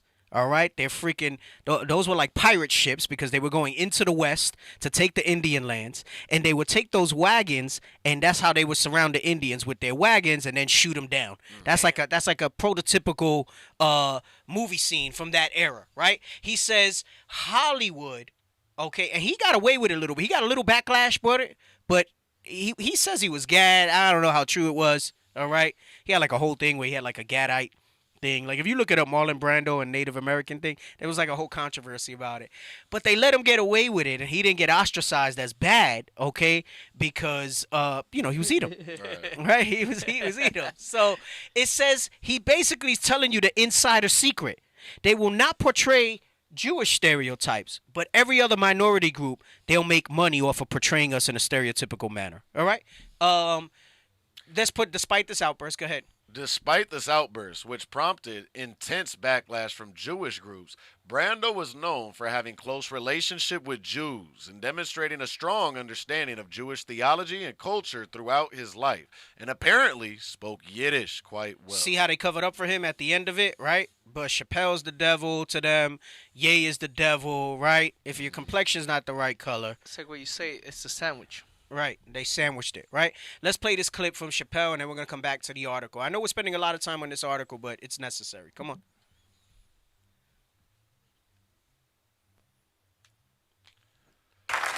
So you got to run it back a little bit to the beginning because it was a little low. And he says about you could connect the lines because the lines are there. This Jewish writer just connected them for us in this article. Right. Steven Spielberg out of his own mouth was saying that. Marlon Brando is letting you know how it goes down, right? So, but Chappelle's saying it and it's anti-Semitic. When a real Jew is saying it, it's anti-Jews. You can think it, but you can't talk about it publicly. Right. It's like an unspoken rule. It's like an unspoken rule. All the secret little things that go on there. I mean, look at Jeffrey Epstein, Gosh, him, bro. right? Look at the whole conspiracy behind that and that guy, right? And that was pushed under the rug. And that was pushed under the rug. He didn't kill himself, by the way. He was assassinated. Anyway, let's go back to the article. I want to try to get past this so we can get into some of the other material so I can connect my dots here. Go ahead. That's power, man. Bro, that's extreme power. That's real power. Like, it's an unsaid rule that everybody knows, but Yeah. that is power. But you know what's more powerful and they can't hide? This The right here. Bible. That's exactly right. This right here. They're not going to be able to hide this thing right here. And you see that. You see that with what's being brought out, and you're going to see what their tactics are like and what you're seeing little tidbits of it, all right? Go ahead. Come on. This general air of suspicion around Jews in show business has continued into the modern day, as evidenced by Chappelle and West's comments. Come on. And the tweets that Precipitate. precipitated the collapse of his business. West singled out Jewish producers and managers in the entertainment industry he had affiliations with, echoing how believers in anti-Semitic conspiracy theories about Jewish control tend to fixate on Jews in leadership positions outside of the public eye. Because that's exactly where it's at. Go ahead. Keep going. Ignoring the many industry leaders who are not Jewish, such conspiracy theorists tend to focus on successful managers and lawyers in Hollywood who are, including Jeremy Zimmer, Ari Emanuel, Alan Grubman, and Harvey Weinstein, whose decades of sexual abuse, scorched earth targeting of his accusers, and eventual downfall are the subject of the new movie, she said. So she's saying, look, there's other people with influence in Hollywood, but then they'll say, okay, let's focus on the other people like managers and lawyers who are in there. And she just named some of those. This goes into what the sister brought out with the international Jew and how they put them in positions of power. This is what I'm saying. She's trying to break down and say what Chappelle said was wrong, but in this attempt, she's actually validating all of it. Right. But they're not going to say that this is anti-Semitic. Right? Anyway, go ahead. And in a similar fashion to Brando, Chappelle suggested that there is a double standard in talking about ethnic groups, with jokes about Jews being seen as taboo, in a way that jokes about black people and other groups are not. Right, because this is the joke that he made. And how many, there were people that were like, oh, yeah, that's okay, but the last part's anti-Semitic. Right. But how come people aren't up in arms when he said the part about blacks? Let's read it. If they're Italian, it's a mob. No, if they're black. Where's that? Oh. If they're black, then it's a gang. If they're Italian, it's a mob. Come on. If they're Jewish, it's a coincidence, and you should never speak about it. Right. So, Bro, right. Hell nah. So everybody was able to laugh at the first two parts of the joke. Right. And I don't think it's this article. I think it's the other one that I have where she mentions like the setup makes people laugh. So then the last part they don't acknowledge is anti-Semitism. But nobody's up in arms. And, the Italians, whatever. But nobody's up in arms about if they're black, then it's a gang. Right. But these are That's not a trope? Right. That's exactly what it is. Is that not a stereotype that needs Right. to be warranted? So then why aren't people getting against him in that regard? right. Right? Go ahead, keep it. What were you gonna say? You were gonna say something? I'm like, this is like unspoken truths about how people think and look at these classes of people. It's Right. like it's the truth. Right. Unspoken truths that people don't say or think. It's you can't the say out evident, loud. the evident, Right. like in the title. Right. The I'm gonna evident send you truth. something so that we could put that out. Right. We're gonna get that evident truth in a moment too. Thank you, Officer Yakin, for sending me that. I actually had seen that floating around. I think Deacon Adhan might have posted it, but I know you're the researcher. Wow, you actually watching the show, Officer Yakin? I got a joke with him because he said I don't watch Northern Kingdom shows. I said, "Damn, you terrible." Wow. Maybe I cut him. Maybe he's watching a little bit now. He's gonna support. We'll see. Emotional. That's exactly what it is. That's my brother, man. I know Officer Yakin for a long time, bro. For a long time. Let me see. He sent me something else. And that's see what wild else though he said. too, because you look at Dave Chappelle. The Lord's using our people to shine that light in all of these areas. Right. If they in Exactly. the truth or not in the truth, we still a light to the world. Right. Exactly. Anyway, let's finish up this article, and then we'll read the thing that Officer Yakin just said, and then I don't know if I gave you another article or we're gonna go through clips, whatever order I said. Make sure You you're doing the got right a, order because I'm not checking. After this, you got a Twitter with like Jason Whitlock or something like Oh that. yeah. Let's talk about that because that's dealing with the stereotypes and stuff. All right, all praises. That's good. But let me get the rest of the article because we're almost at the end of this here. All right. At the same time. At the same time as Jews in and out of the industry are fighting such perceptions, they are also pushing for greater visibility. The unveiling of the new Academy Museum of Motion Pictures in Los Angeles last year almost entirely omitted Jews from Hollywood's founding narrative. Because that's part of their agenda. Right. So then you had the ones that don't know that did this. Come on. Leading to backlash from Jews in the industry. Those are the ones that I said that are lower down the chains that actually believe the BS, right? That was by design. Because how you not going to have them in the museum of the founding of Hollywood when we read at the beginning of the article that they founded all the major Hollywood studios? They created Hollywood. They created Hollywood, it says. It says they created Hollywood. What you see today is them. You think people just let that go? Right. She's trying to say that corporations took it over. You think people just let that go?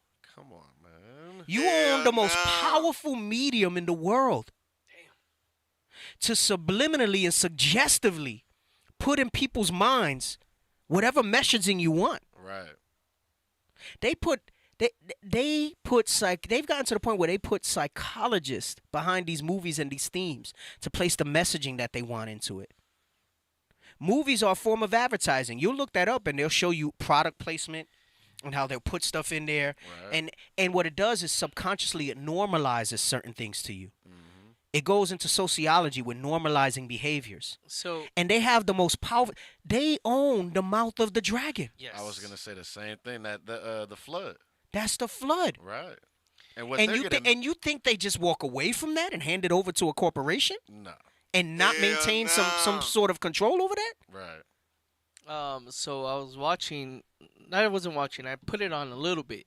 There's a trailer for the book that was named Hollywood: An Empire of Their Own. There's a trailer, and it says when they started Hollywood, they started off with advertisement, products, and then from there it went into branched off into different things. Right. I remember some years back I had seen it. Goes into the suggestive messaging that they put in movies and everything else. And again, why do you think there's such a strong agenda? Let me come back to this. Remind me of it's a KFC commercial. Why do you think they're going so hard to push this Sodom agenda? Remember what they said here, that they in as early as the early 1900s in the article. I know it was a lot of information, so it probably went over a lot of people's heads. As early as the early 1900s, okay, and get me that scripture about the Sodomitish sea. All right. Cast out fish. Yes, it says that Christian groups were going against them because movies were pushing sex and different things like that. Right. Now it wasn't the R-rated stuff we have today, but they were still pushing what they call suggestive things. You'll hear that term. This is suggestive. Suggestive content. Suggestive content. Right. And that suggestive content, when shown enough, creates an environment in your mind that's ripe for you to sin. Right? To put things forth and act in a certain manner. They normalize things, all right? There's so many terms. They socialize you to what they want. And they have the flood that comes out of the mouth of the dragon, okay, to do that sort of thing. One of those things that they do is this agenda to make sure that even if it has nothing to do to further the narrative of a movie, that they portray gay and lesbian characters for inclusivity. Gay and Chappelle said it best. He said, I'm jealous of the LGBTQ movement. He goes, because they've made more strides in the last 10, 15 years or whatever it is, I'm paraphrasing it, than we've had since the civil rights movement, since Jim Crow and everything else. Right. He goes, I'm jealous of how far they've been able to come in their representation and everything else. Right. And it all goes back to this thing where they exercise this control. She said that, listen, there's truth in all these things. She said there were groups writing books and advocating against the early Jewish studio heads because they said that they were pushing things that was suggestive. Right. And the morality, like in a lot of this article, they keep talking about how they were being approached directly about the immorality about what they were doing. Yes. But the Jews, we were known for keeping God's laws in the Bible. Yes. So that tells you it's a whole nother people. Well, that goes into what we're going to bring out in Esther, too, all right? So we can pause for a minute, and we might as well bring all that stuff out. So read this one first, though, okay? The book of 2nd Esdras, chapter 5 and verse verse 7. And the Sodomite sea shall cast out fish. Well, what are the ways that they're casting out fish? It says the Sodomite sea, right? Because it used to be that sodomy, that homosexuality, was underwater, right? The fish are underwater, meaning they were in the closet, right? That's the term that they use, okay? That they were in the closet. How do they cast out fish? Now, because of suggestive things, because of laws and legislation that was passed, and now this big push to put it in movies, even though it has nothing to do with the movie in and of itself, doesn't further the narrative, none of that stuff, right? It was in Buzz Lightyear. They put it in kids' things. Now they want gay superheroes and all this other stuff now, right? They put all this out there, what? To normalize and to suggest this behavior.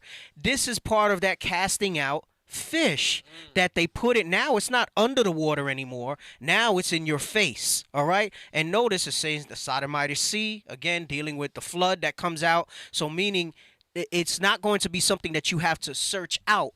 It's going to be in your face. And what's one of the biggest influences that you can have in that is the media, starting with movies and things like that. All right? Go ahead, read that part again. And the Sodomite sea shall cast out fish and make a noise in the night, which many have not known. Right, which many have not known. That noise in the night, meaning that it was done in secret. Remember how we often say how, gosh, it feels like it went from it being so taboo to all of a sudden so quickly accepted. That's what Chappelle said. Gosh, I'm jealous of the way their movement has made so much ground compared to ours that we still struggling, right?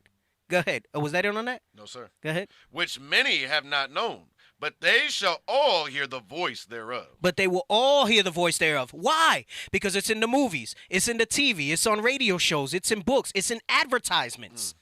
It's all over social media and Instagram. You going through a feed, all of a sudden you see some gay shit, and you're like, oh, pardon my language. And you're like, oh, flip, keep going, right?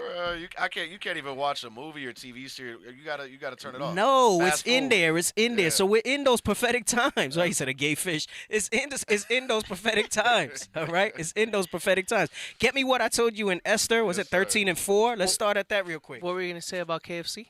Oh, so my thing with KFC was years back I had seen they slowed down a clip from a commercial when they came out with their dollar menu years back. And if you slow it down, you don't notice it at full speed, but when you slow it down really quick, the screen flips up and you see a dollar bill. But it's not in the shot. It's done like it's milliseconds. You have to slow the footage to see it. What is $1 for? Because it implants in your mind the visual of a dollar bill and that the food is cheap. So it's not enough that they say it's $1. Oh, it's not enough wow. that they're sitting there showing you that it's good when he's eating. It was a commercial where the dude was like on the steps of like a brownstone building, and they were talking about he was eating a chicken sandwich, and then the brother came up and he was like, hey, yeah, whatever, blah blah blah. And they show it when you slow it down. It's like a little flip up. So movies, media, all that stuff. It has not just in the message that's evident in front of you. It has suggestive visuals that your mind receives, right? And then subconsciously your brain starts processing things that you don't realize of it, all right? So Yes. so it's like on that movie Focus where they kept putting the Mandarin Wu. Like, have you ever seen that with Will Smith? I only seen like a clip at the end or whatever, man. but I might need to look into that now that you mention it. Don't spoil it for me, all right? I won't spoil it. But Okay. it's a scene in there that shows exactly what you just said. Right, how right. So it's the they power of manipulate suggestion, they it. tell you, right? Hey, right, look, and Imelda just said it right. Just like they push the white Jesus in movies and shows and stuff. Tell me that's not powerful suggestive behavior that the world believes a lie, Influence. right? Yeah. That's why it talks about the bewitching of They said that if it were possible, they would deceive the very elect. Right. Because it's that strong. It's that powerful how they have that thing set up. So now you were mentioning the morality. Right. And they're saying that the Jewish in Hollywood were always pushing immorality.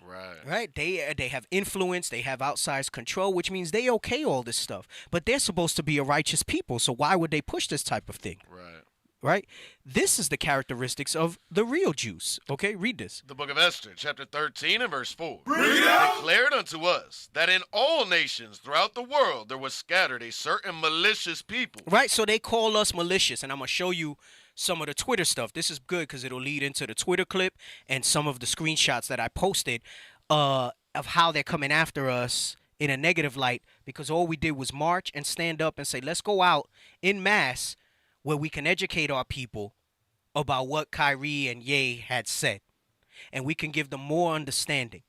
And instead, they chose to slander us and the clip from the brother Jason Whitlock is really good. All right, we'll read it and then we'll watch the clip after we read the scripture. Go ahead, come on. Declared unto us that in all nations throughout the world there was scattered a certain malicious people that had laws contrary to all nations. Right, because if you're really keeping his commandments, it's going to show, because what he means is laws contrary to all nations is that they tell you that homosexuality is okay. We teach that it's not, because that's what the Bible says. ADL says that makes you a hate group, right? The scripture says don't marry or mix with those of the other nations, and don't mingle amongst the other nations more than you have to, right? Because Christ said you do make friends of the mammon, but it should not be above what is necessary, okay? And they tell you that makes us a hate group. Right? The scripture says, who will stand up for me against the evildoers? And we do, and we preach the commandments, and we show you who the Israelites really are, who includes the blacks, Hispanics, and Native Americans, right? And they say that makes you a hate group, right?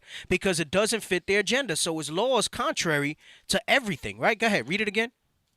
A certain malicious people. So they call us malicious. They put lies. They put tropes on us. Come on. They had laws contrary to all nations. They're talking about the Bible, God's commandments. Come on. And continually despise the commandments of kings. Right. And you know how that's not true? Get me that in Romans, where it talks about obey the powers that be. Yes, sir.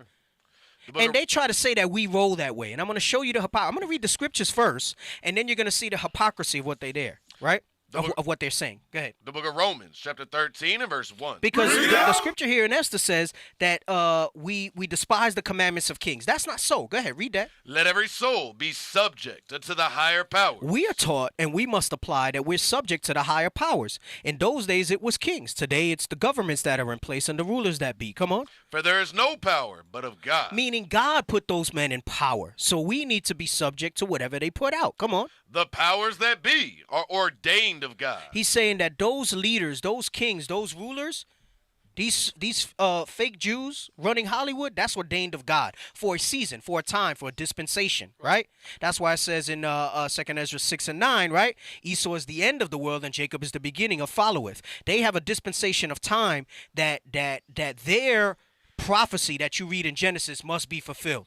But then after that, when the time of the Gentiles is fulfilled, like Christ said, then that goes away. Come on. Whosoever, therefore, resisteth the power. So who tries to break the laws of this land? Come on. Resisteth the ordinance of God. And though they are not of us, just because they might be an Israelite in blood, doesn't mean that they're of us. So things like murder, it's against the Bible and it's against the laws of the land. Right. But they want to push a narrative that we murdered people in a Jewish market, when it was proven that that was not the case. Right. What they said was, oh, maybe they found some literature that they were looking after that. This guy that just killed, one of them's like a Mormon that killed the people in the gay club. But you don't see them talking about him being a Mormon and that the Mormon church is the devils the Bible speak of. Hey, his dad He's a also Mormon. said on video. What's that? His dad also said on video that we're Republican. We don't do gays. Yes. He said, his dad said they're Republican, they're Mormons, they're conservative, they don't do gay. Let anything like that come out of an Israelite's mouth, right? And it's condemnation. They right. condemn him, put him in prison. Nobody says. There was an article in the Post or the Daily News this week, and it was somebody who, I don't know if he went to try to murder some Jewish people or something happened and he assaulted them.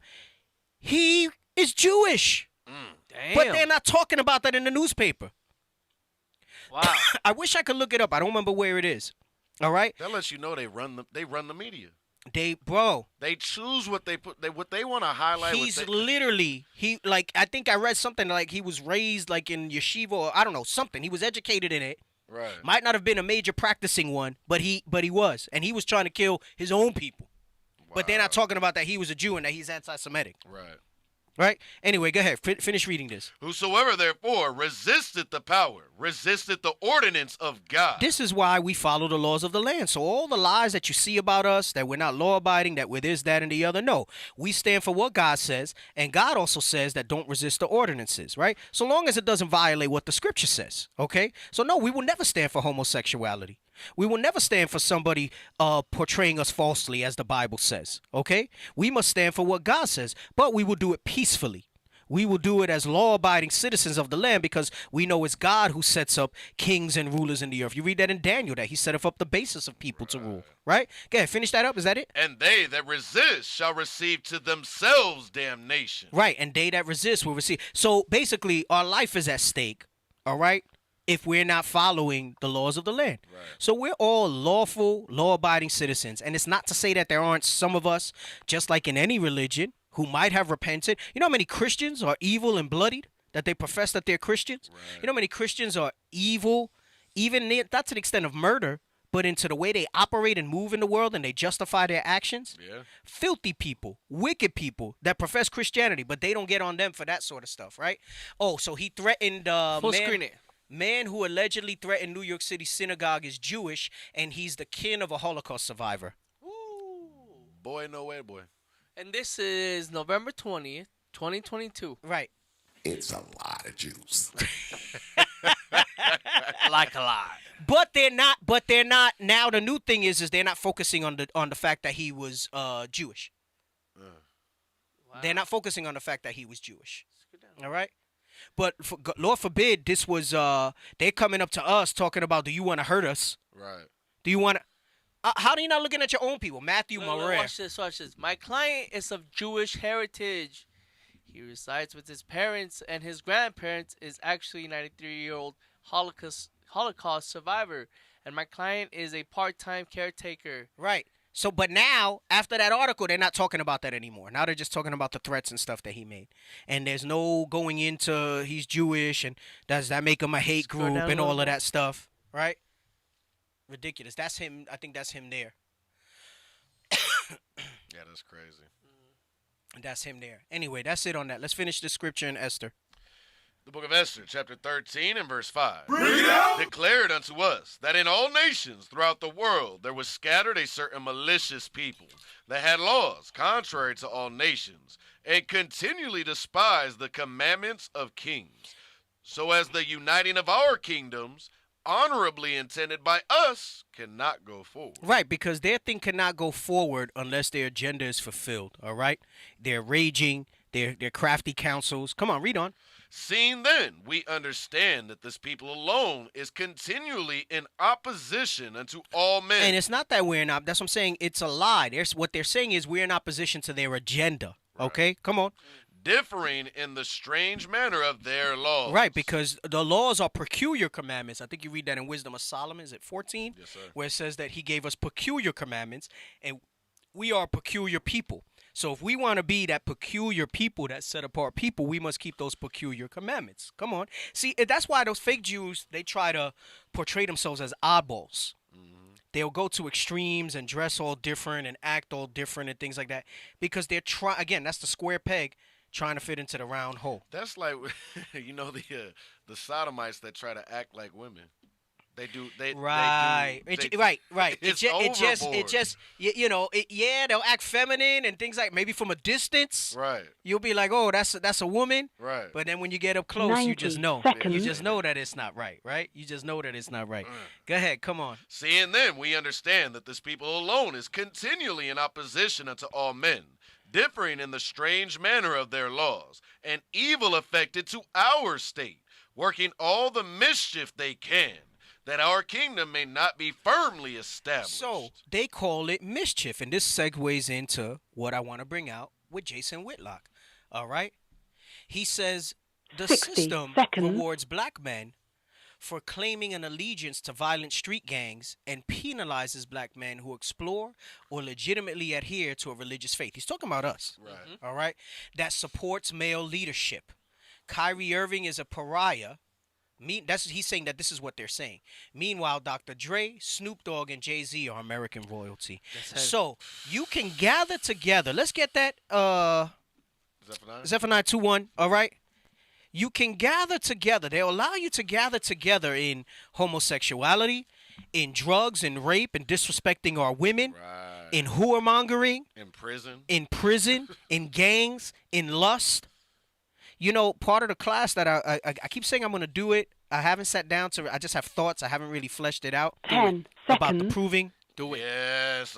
And we've been waiting. Because I want to go into, I'm going to just give you another little tidbit. You've been waiting. I've been waiting. Yeah. Do it. I want to go into as I'm meditating on it, I want to go into also the male aspect, how suggestively they've put it into us that, right, it's okay for us to sleep around. Right? Now, listen, we know that the Bible says, as far as marriage is concerned, when we were able to have multiple wives, what it states in regards to that. A woman cannot, right? But a man can.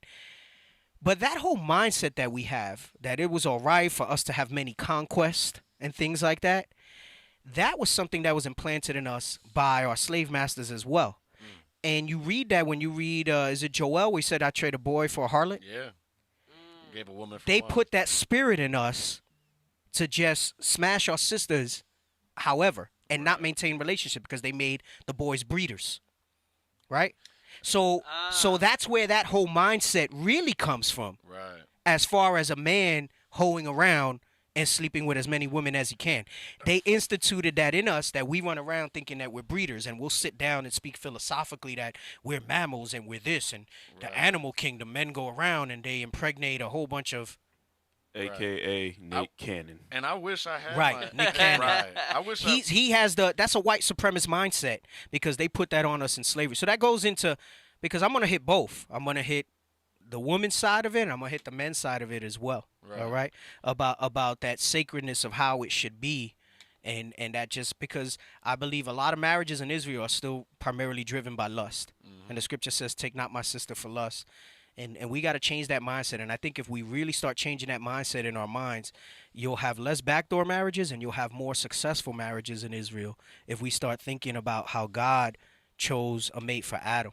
Right. And his thing was, there's nobody that's meet for him. I got to get somebody from within him. That's the essence of what I've been saying that I'm going to go over for a long time, but I'm putting together a bunch of stuff. So patiently waiting. I'll see. I want to do it as, I want to write it down, and then I want to do it as a broadcast because I think it needs to be seen by a lot. Right. But you know, just with scheduling and stuff, like I don't get to get up to the plate that much. Captain you know? Yon. Hey, the Lord's Captain gonna Yon. No. I mean, I'm sure if I ask and I request it, you know, and I'm sure they'll work it out for me. You know, say, hey, there's something I really want to go over. Right. I'm sure it's fine.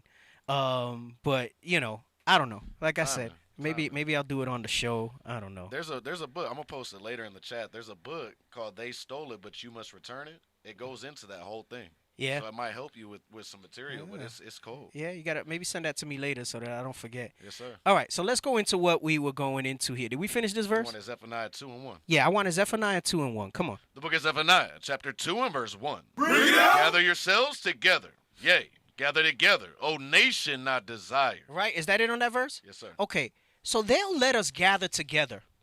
They'll let us gather together in Islam. They'll let us gather together in homosexuality. Yep. Right. They'll let us gather together in sports. Tomorrow for Thanksgiving. They'll let us gather together for Thanksgiving. Gosh, I read some freaking old friend from high school, and Ice Cube posted something on Twitter today, and he said it's basically, he was saying something to the effect that it's not Ice Cube, Ice-T. He was saying something to the effect that it's a BS holiday or whatever, but he'll take the day off, right? He says we'll take the day off. And this friend of mine from high school comments on it, and he's like, yeah, we all know what it's really about by now, but we've changed it, and we made it about thanks and gratitude. Right. And I said, bro, Emotion. let it be the day your grandma died or your mom died, right, by the hands of, he said, we ain't talking about pilgrims on Thanksgiving, so basically it's okay to keep it. And then now let me change that day and say, no, make this day about gratitude. And see if you feel all right. You see how people can, like, disconnect from things, right, and not really run with that sort of stuff? Like, come on, man. It all reminds me of what the series about gods of the America. No, what's the series? That American Gods. American Gods. And how they had the way to survive is they had to tweak a little bit of the things, or they had to upgrade with the times. So it's still the same thing. Mm-hmm. You're still worshiping other gods. But what this means really is that we must gather together under this, right? Under the standard. When it says, is it in Isaiah where it says, lift up the standard, right? Lift up the banner. Right. So it's talking about we must gather under this. But this is what they don't want us to gather under, like we read in Esther. Okay, they don't want us to gather under this. They say that to gather under this is contrary to their agenda and what they want. Right. If we were a Christian group, nobody would care. They would say, "Wow, look at these people standing for Jesus." Right. But then you get stuff like this. So let's play this that Jason Whitlock put, so you can see the slander and the double standard that comes out. And you don't tell me that Jewish people don't run the media and the movies and everything else. All right? Yeah, let's play this. The system rewards black men for claiming an allegiance to violent street gangs and penalizes black men who explore and or legitimately adhere to a religious faith that supports male leadership. Stop. So, meaning you can portray stereotypes. You can be all those things and nobody's going to have a problem. Do you know why? Get Deuteronomy 28:37. The book of Deuteronomy, chapter 28 and verse 37. And thou shalt become an astonishment, a proverb, and a byword among all nations, whither the Lord Because shall lead all nations have accepted the lie that we are nobody, we are base, that we are these things, Right. that we are gangs, that we are into sexual violence and all this other stuff. They call us animals. We're an astonishment to them as they watch us. Man, I remember I used to read the Daily News back when I was in New York online, and whenever it was something, and you know, supposedly New York's real progressive, the comment streams on articles that had to do with black on black or Hispanic crimes or something, riddled with all types of hate and things like that. Just boom, boom, boom, boom, boom. Let them, you know, animals, monkeys, spics, wetbacks, all this other stuff that they were saying these things on the articles. And I'm like, my goodness, this is the sentiment of people. That's why everybody loved Trump so much. Right. Yes. He spoke what they thought. He spoke what they thought. He was the mouth of what they've been feeling, Right. but were too afraid to say. Right. Right? Go ahead. Let's play this. Had Kyrie Irving retweeted the movie Straight Outta Compton, a biographical drama celebrating the satanic rise of N-words with attitude and gangster rap music, there would be no controversy. Zero. The NFL would ask Irving to crip walk at halftime of the Super Bowl. Stop. You know why he's saying that? Because that's what Snoop did. Damn. When Snoop performed, they let him crip walk. There's like a gif about it where he's there like Yep. Right. dancing at the suit. He's crip walking. That's crazy. So you can glorify that. You can gather together in that BS. Right. Hey, they let him crip walk and let Kendrick Lamar have like basically a prison set up of black men when he Right. performed. Right. Dang. So you can portray the stereotypes, but you cannot portray the righteousness. You cannot come together in unity and in leadership.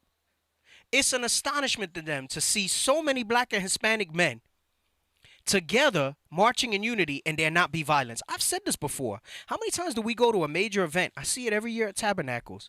And they're like, oh, wow, you guys are so well organized and stuff. What they really mean is for a bunch of Negroes and Hispanics, I want to say the bad words, but you guys are pretty We don't well see behaved. this. Right. We don't see what this isn't Deuteronomy 20:37. We went to New Mexico for the New Mexico Blitz. Mhm. And they said, "Where are you guys from?"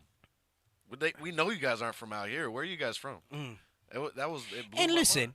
it's not to say, I mean, our people deserve a lot of that because that's the way historically we've rolled. Right.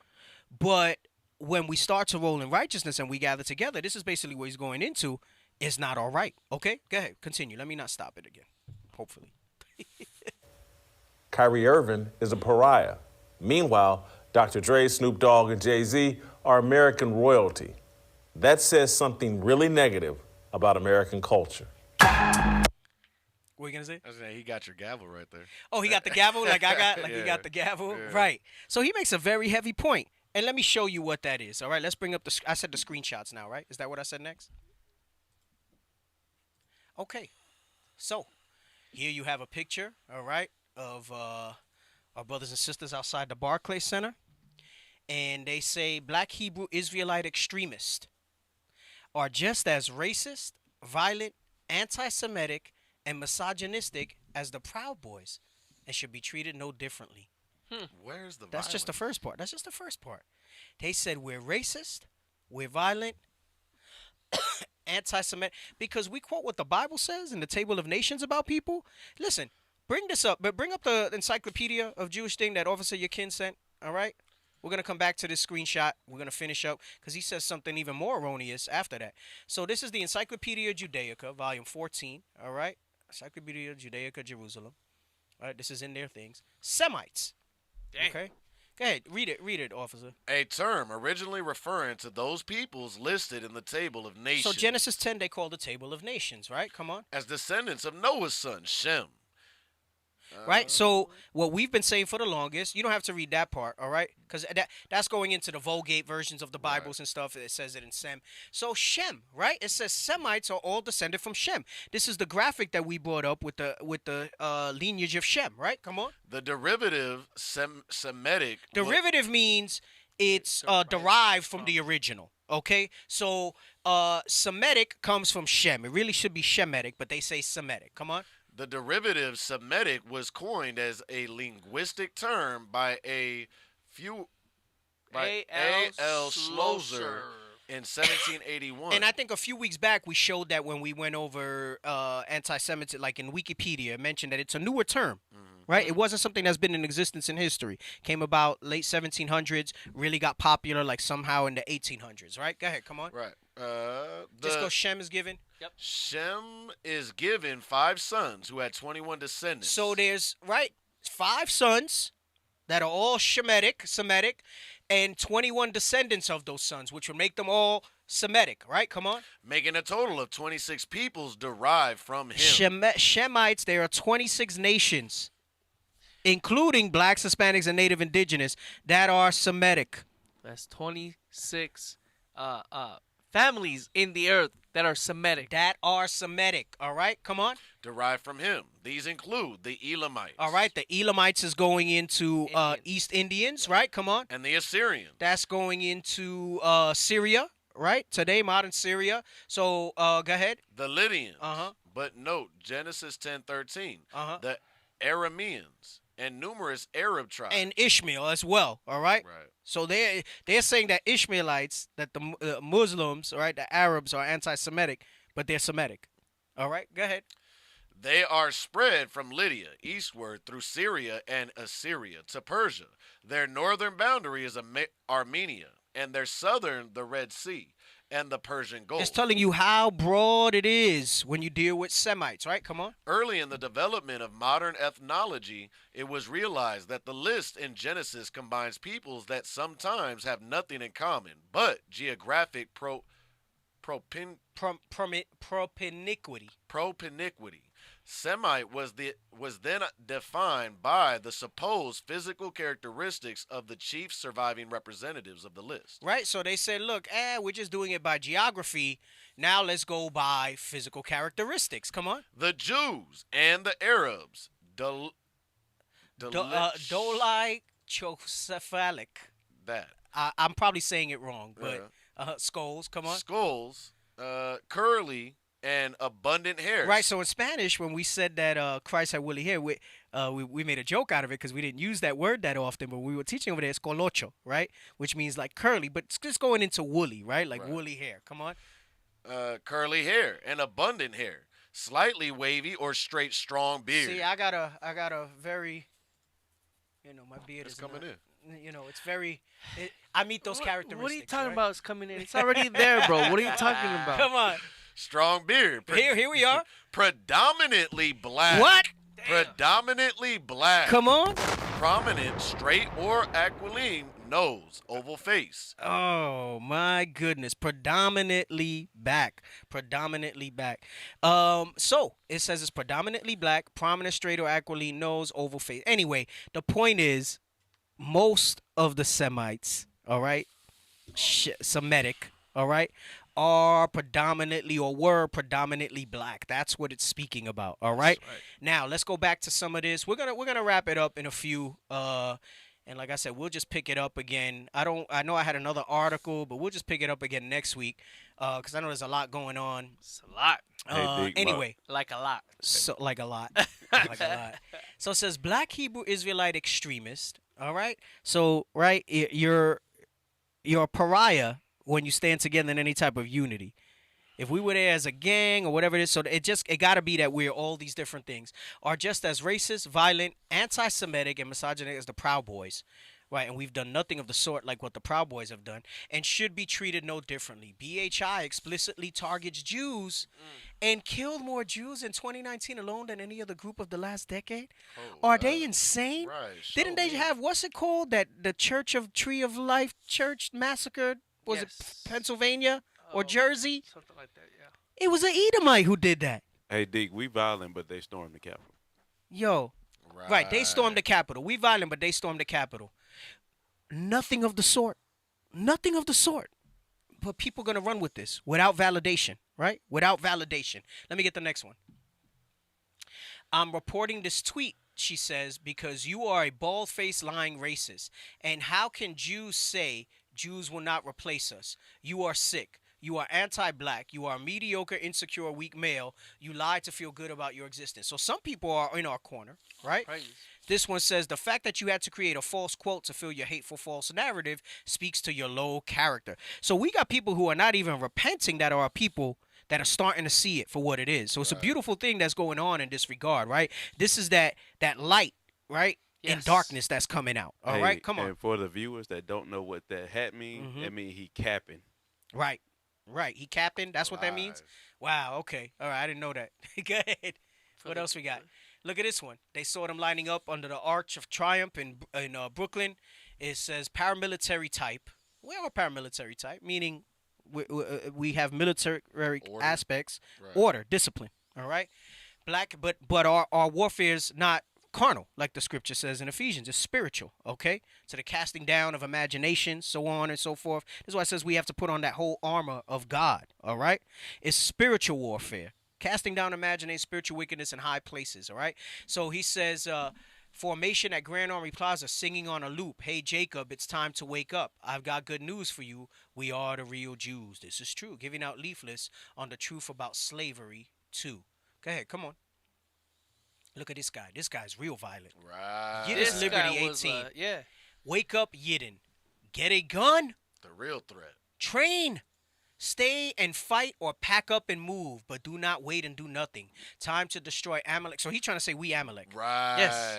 He's trying to say we Amalek. And if I had more time, this is when I wanted to go into all the scriptures and run it all the way back with Herod, John Hyrcanus, and all of that stuff. Right. But again, we'll have to see how it plays out for next week. We'll see. All right. It says, but look, they're saying that they're saying that we are a threat to them and we want to do physical harm to them. And here he is saying, get a gun and train and stay and fight. Fight what? Right. You want to murder us for speaking the truth? It says Black Hebrew Israelites out in force today, chanting "We are the real Jews" and "Time to wake up" as they march towards the Barclays Center in support of Kyrie Irving. Go ahead. Next, what do we got? Why we don't see these black men standing up the community like this against violence? This is what this vexed the crap out of me. And I like the response here. What are you talking about? The Israelites are literally in the streets more than anybody, and this is truth. They have pulled countless street dudes out of street life because the commandments, and they've repented and come from that, okay? You are literally looking at all the men they pulled out of the street life. Right. That's exactly right. Damn, Mr. Bond, whoever this brother is, somebody send him a flyer. All right, you just looking for something negative for no reason. No reason. Look at that. I'm telling you, this goes into gather yourself together, but in the stereotypes. Don't dare gather yourself together in righteousness. Well, look at what it Don't says. dare bring light to darkness. This person that commented, "Why don't we see these black men standing in community?" Look at his picture. It says black, gifted, and gay. Eli just said that, bro.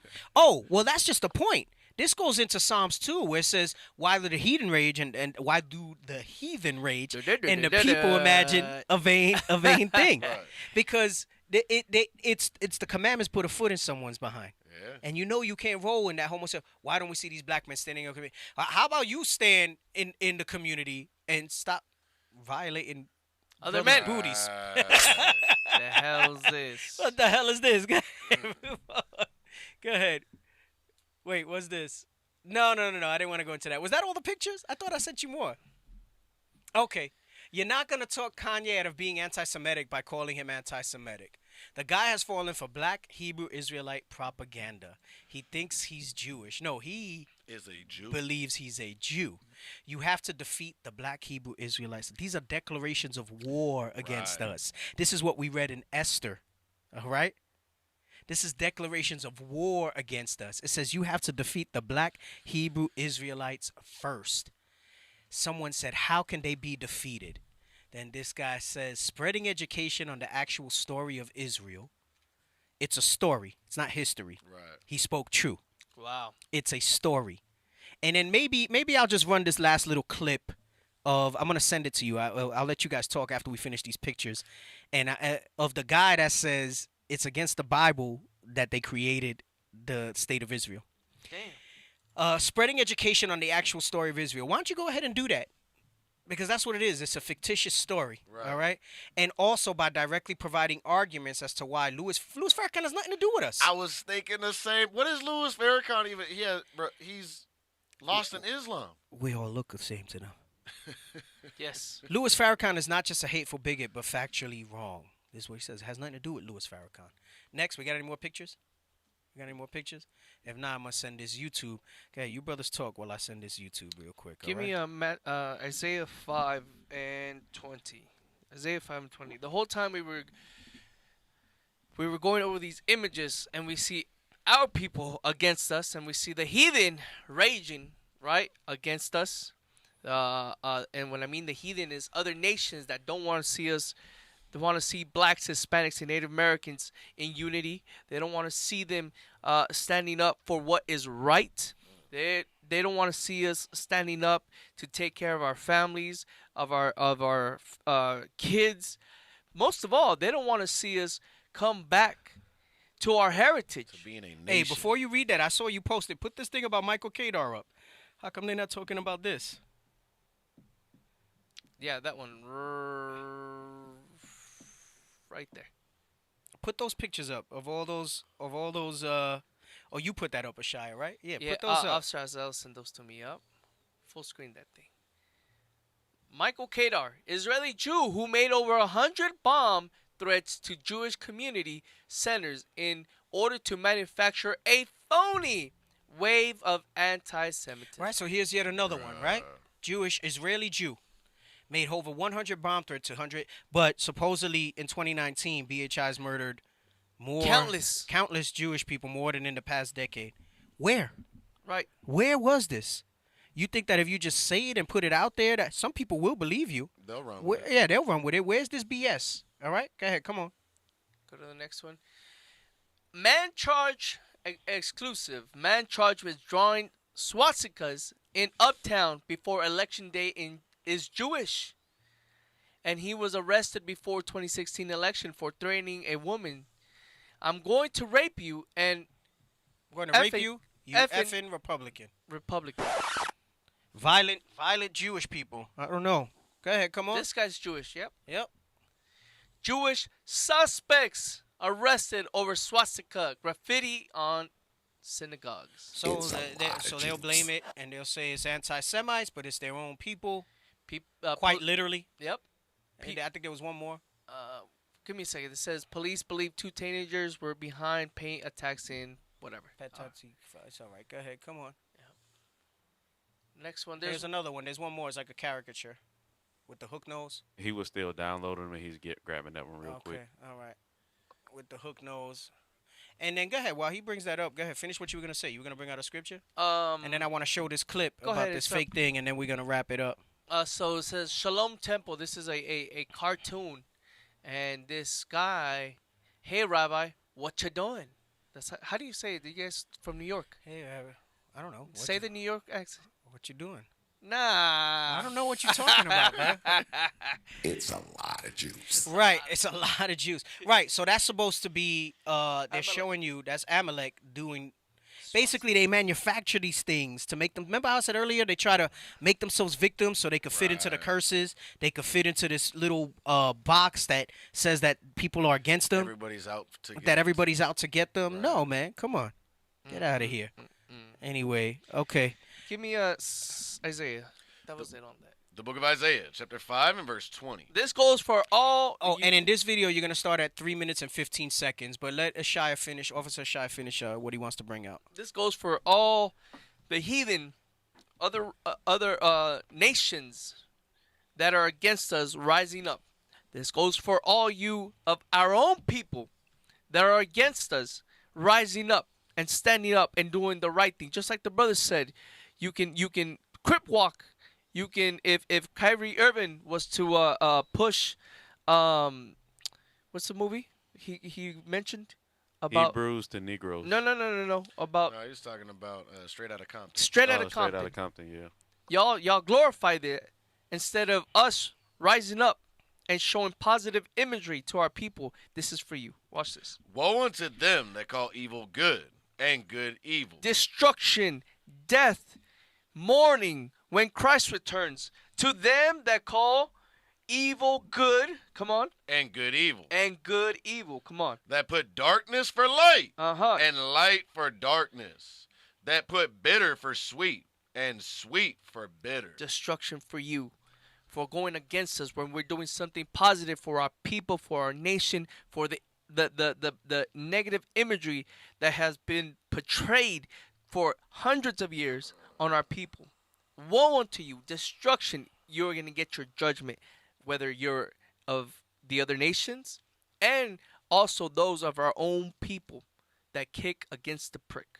You had something? You have something? Yeah, but we got the video, right? Okay, yeah, let's go into the video. We're plussing it up.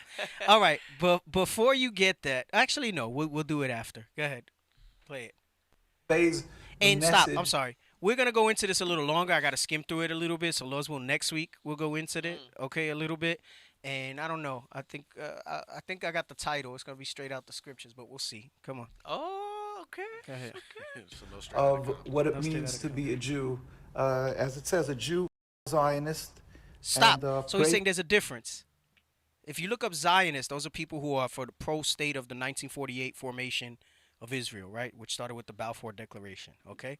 So he says he's saying. I mean, he's still professing that he's Jewish, that he's a Jew, but he's letting you know that within themselves there's a faction that don't believe in what's going on in the land of Israel and that it's invalid. He's basically saying what the scripture tells us. All right, go ahead. for the speedy, peaceful dismantlement of the state of Israel. And then it's repeated nkusa.org outside for people to go further and see it, their website, and then to see it's in Arabic, the same message. So stop. He's saying that his organization, nkusa.org, is for the speedy, safe, wait, run it back again. I want his exact words. I don't want to misquote him. Come on. A Zionist, and A Jew. what it means to be a Jew. As it says, a Jew, not a Zionist. And pray for the speedy, peaceful dismantlement of the state of Israel. Stop. How come that's not anti-Semitic? He's praying for the speedy dismantlement of the state of Israel. Wow. He's saying that the state of Israel is not according to the Torah. It's not according to Scripture. We know that. Right. But he's saying that, okay? Right. So he can say it. I'm not going to say it. I'm going to let him say it so that they can't say that we're doing anti-Semitism. Because if I say it, it's anti-Semitism, right?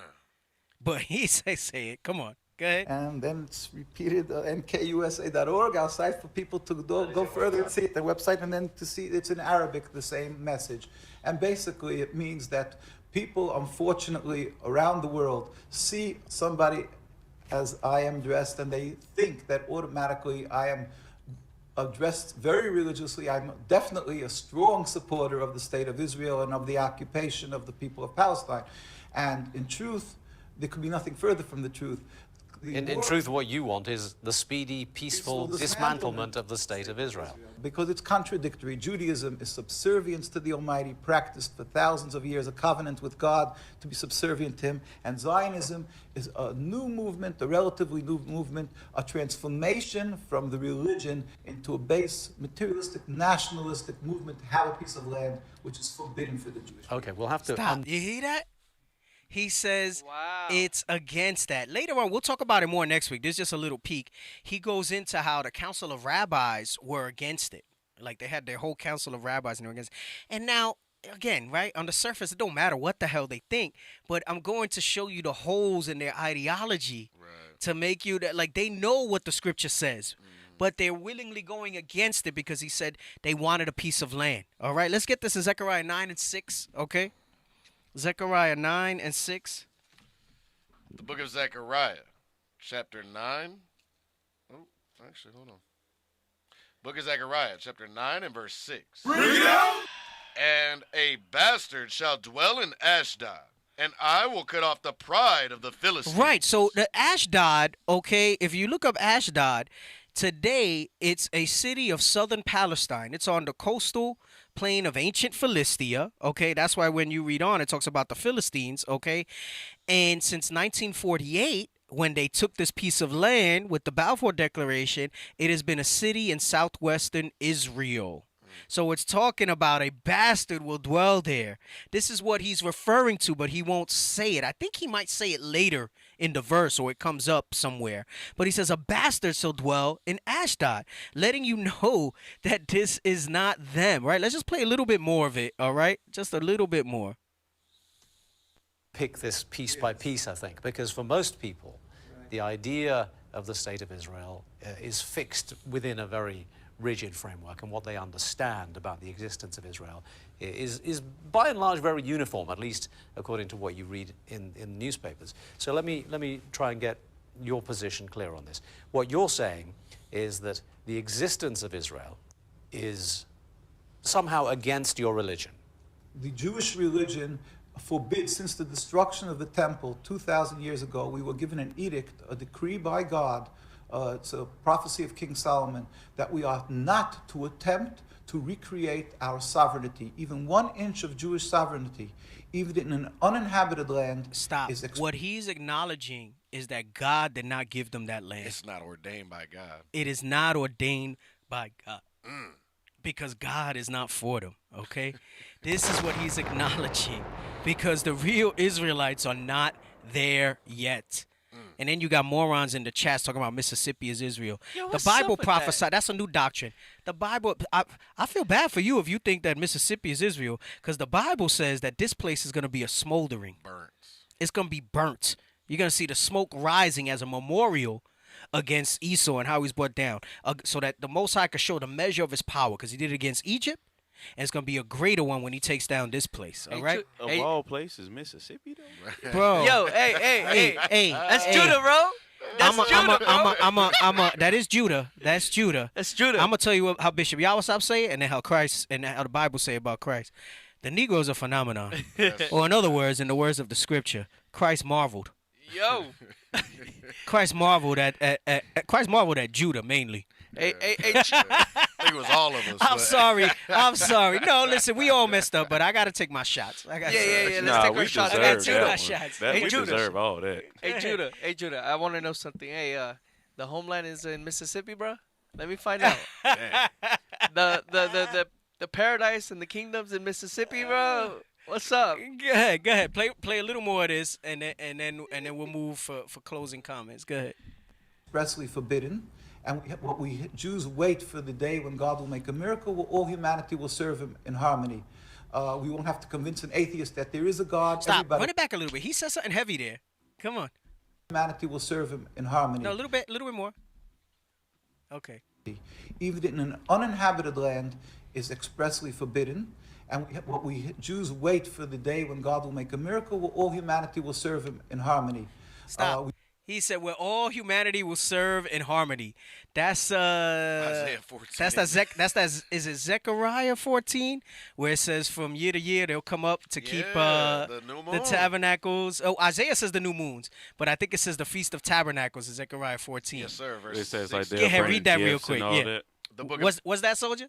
It says like they'll bring the gifts and all that. Yeah, go ahead, read that. He gonna 14, read. Yeah, he gonna read it. The book of Zechariah, chapter 14 and verse 16. Notice the slickness. See, he says that, and they're not a hate group. It says where all humanity will serve, right, in harmony. Right. That goes into what we brought out in Amos 9 and 12 last week, and we will possess the residue of the heathen. Right. We possess the remnant of Edom. All right. When it goes into call by my name, there's two things in call by my name. Is called by his name, that the names that God gave him, and that's the ones that say they are Jews and are not. That they're saying that they're Israel. Right, because that's not harmony. No, that's not harmony. Right. Go ahead, read this real quick. The book of Zechariah, chapter 14 and verse 16. And it shall come to pass that every one that is left of all the nations which came against Jerusalem shall even go up from year to year to worship the King. That's what he's talking about here, to worship Christ, okay? The black Messiah who is from the tribe of Judah. I know maybe Turf Baby, maybe you new to the show.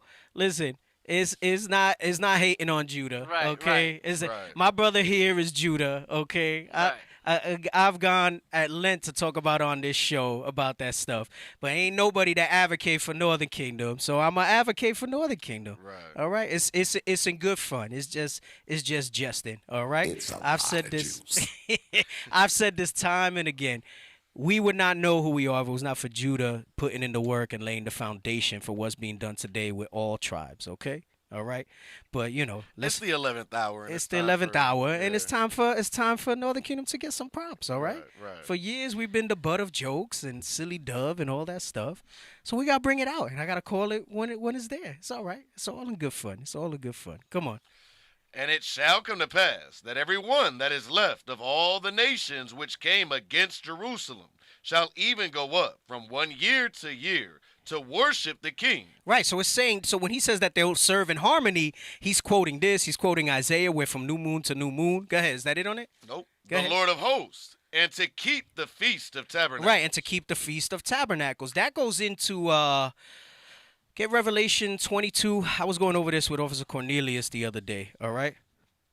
The book of Revelation, chapter 22 and verse 14. It's been proven Christ is not black. Not by the Bible, Rudy settles. He says, I believe a lot of what you guys say. And I hate to tell it to you, Rudy, if you cannot accept that Christ is black, then I don't see how you accept that the Israelites are the blacks and Hispanics and the Native Americans and those scattered under the churches, because it starts with that, the generations of Christ going into the genealogy in Matthew 1. Right. If you go into any other type of thing that Christ is not a black man according to the Bible, then it's going to be impossible for you to fully embrace what the scriptures say. All right, that's why that's so important, because that goes into you accepting that Israelites, according to the flesh, are who they are today in these last days. If you think he's any other color or any other shade or any other nationality, then you're off to the wrong start. Okay. And no, let's get this. And no, we do not debate rabbis. We do not debate we do not debate rabbis. They got to prove to us that we're not the children of Israel. We are the children of Israel. He says that Metatron, just the fact that his name is Metatron. Listen, no, there's no misinterpretation. It says what it says. And are we misinterpreting Daniel 7:10? Are we misinterpreting, is it Jeremiah 14 about Judah being black into the ground? Are we misinterpreting Song of Solomon, chapter 1, verse 5? Are we misinterpreting where Miriam got leprous? We're going to have the movie that shows that visual. Are we misinterpreting when Moses put his hand in and it turned white? Are we misinterpreting the fact that when Esau was born, they had to mention his skin color because it was different from anybody else that was there? Are we misinterpreting the Bible dictionary where it says the Hebrews were of dark skin? Right? No, there's no misinterpretations. It's just people that can't embrace what's really there. Right. And that's okay. Because it's for God to give the revelation. All we can do is plant and water, and that's all right, okay? And that's all right. Anyway, go ahead. Read this, what I was saying. Revelation 22, start at 1. I think it's 1 and 2, because I want to make the point of what he's saying here and how you see that in Revelation, which is the fulfillment of Zechariah, which is the fulfillment of Isaiah 66 about new moon to new moon. Is it 66? Yes. All right, go ahead. But we don't need it now. Go ahead. Come on. The book of Revelation, chapter 22 and verse 1. And he showed me a pure river of water of life, clear as crystal, proceeding out of the throne of God and of the Lamb. Come on. In the midst of the street of it, and on either side of the river, was there the tree of life. And that's representative of Christ, all right? He is the tree of life. Come on, read on. Which bear 12 manner of fruit. Which bear the 12 tribes of Israel. Come on. And yielded her fruit every month. And yielded her fruit every month goes into, they would keep tabernacles, they would keep the new moons, they would keep all these different days and holy days. Her fruit is the laws, because there's laws and there's customs that have to be followed every month. Come on. And the leaves of the tree were... And the leaves of the tree, come on. Were for the healing of the nation. Because it's the laws that heal us. It's God's laws that heals the nation of Israel and that makes us whole. That goes into what he's saying, where all nations will serve in harmony, okay? The healing of the nation is that middle wall of partition being broken down, us returning as Israelites, okay? Accepting what you read in Revelation 14 and 12. Let's get that real quick. Come on. Exodus what? Revelation 14:12. The book of Revelation, chapter 14 and verse 12. Come on. Here is the patience of the saints. Yo, this guy don't stop. It's all right. You can leave him. You can leave him there. Come on. Go ahead. Here is the patience of the saints. Right. For those who don't want to believe that Christ is the black Messiah. Come on. Here are they that keep the commandments of God. So you must keep the commandments of God. This is the leaves, right? Dealing with the laws that are for the healing of the nation, the fruit and the leaves, right? Come on. And the faith of Jesus. And the faith of Jesus. And the faith of Jesus, all right? Because the faith of Jesus is going into what? That you believe that he is from the tribe of Judah, a black man that's going to come back and save his people from their sins, Right. like you read in Luke 1, okay? Anyway, bro, this dude say he's eating off the tree. Did you take the comment out? You took it out? I did. Oh, man, you should have left it in there. Yo. He said, I've eaten off the tree of life in Mississippi. You ate off some dirty-ass tree in Mississippi then. Bruh. Bro. Yo, this guy keeps on coming, bro. Like, how many profiles do you have? How many passwords do you have to keep up with, bro? What's wrong with you? Bro, Get you a know, life. he's trying to build on another man's foundation is what he's doing. snap. He's trying to grab people out of here and stuff like that. Oh my God. He So- said, and then he got Rudy Settles in there too. Oh, there's no way to get woolly hair and the color black in the old Name of the Hebrew. tree is Oh called my elder goodness. tree. Listen, we'll finish this guy's video. Oh my gosh, did you see the video that Issachar posted of this guy? Yes. He married an Edomite. Speaking of that, he married an Edomite. He Listen. called her his fluorescent angel. No, his Bruh. fluorescent Oh, my skin goodness. angel. Damn, man. Oh, it's an alder tree. All right, all praises to the Most High, man. Why don't you come into one of our sanctuaries if you're in Mississippi? Why don't you go over there to deal with Captain Hoshea? Captain Captain Gedaliah out there. Captain Gedaliah, right? Oh, no, this Memphis Captain Hoshea. Why don't you go pull up on our beloved Captain Gedaliah and teach him about the alder tree, all right? Yeah. And see what's up. Let's see if you can show us what's good, all right? You got any closing comments? We did plus anyway, bro. I'm trying to wrap We it did up. the plus. Nah, but I didn't get through everything. I still have so much know. more that we gotta review. Hey, my wife texted me. She was like, "Hey, tell Deacon do the plus." Nah, we did the plus already. I don't want to keep it going too long. It's 10 o'clock. I know. I'm already hot and sweaty in here, man. I gotta get going. We'll run it next week. We'll run it back next week. But we don't have off next week. Oh, we don't have off next week. I'm Everybody, kidding. man, you gonna make me stay here till midnight going over stuff. Oh man, wow! This clown said Bishop will bow to me. Yeah, you know what? Better yet, don't post up to the school with that attitude. Yeah. Wow. Hell no. Damn. Hey, what tribe you from? You know that's not Northern Kingdom, bro. No, You know that's not Northern Kingdom. Come on, man. I took this disrespectful ass Oh, out of this. disrespectful ass. Kick him out of there, bro. No, not you, Rudy. That's the other brother that was saying, that's not you, Rudy. Rudy, if you believe most of it, you just got to get your spirit right to understand what the Bible says, bro. Christ is a stumbling block for them that are not capable of believing, okay? But even don't let the simplicity. Can we get that? The simplicity that's in Christ? All right? I was gonna say It's not hard to understand. You don't need to go into ancient Hebrew and all this other stuff.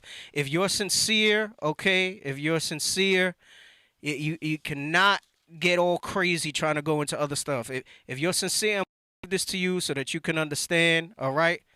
And go ahead, all right? Go ahead.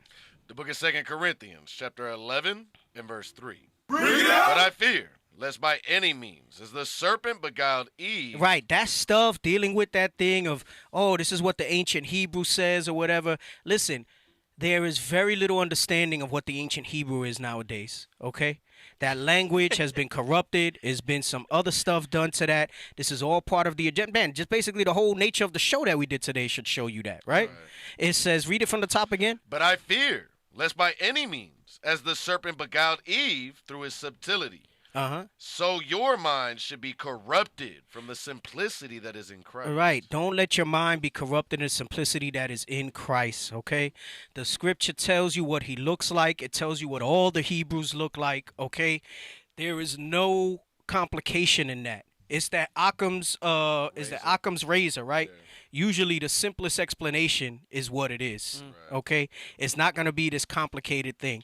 And you don't have to persuade anybody to believe these scriptures. He said, if I can't debunk any of this, you don't see us trying to debunk that stuff. You keep it moving. Just like Christ said, dust off the dust from your feet and leave that city if they don't want to receive you. So if a brother don't want to receive you because you feel like you got to defend that, what you need to do is to be persuaded in your own mind and your own heart about those things, all right? So you don't need to be debunking Metatron, all right? We need to be dealing with people. Man, look at the moves that we're making as a body and as a nation. What the hell is a Metatron doing on freaking YouTube?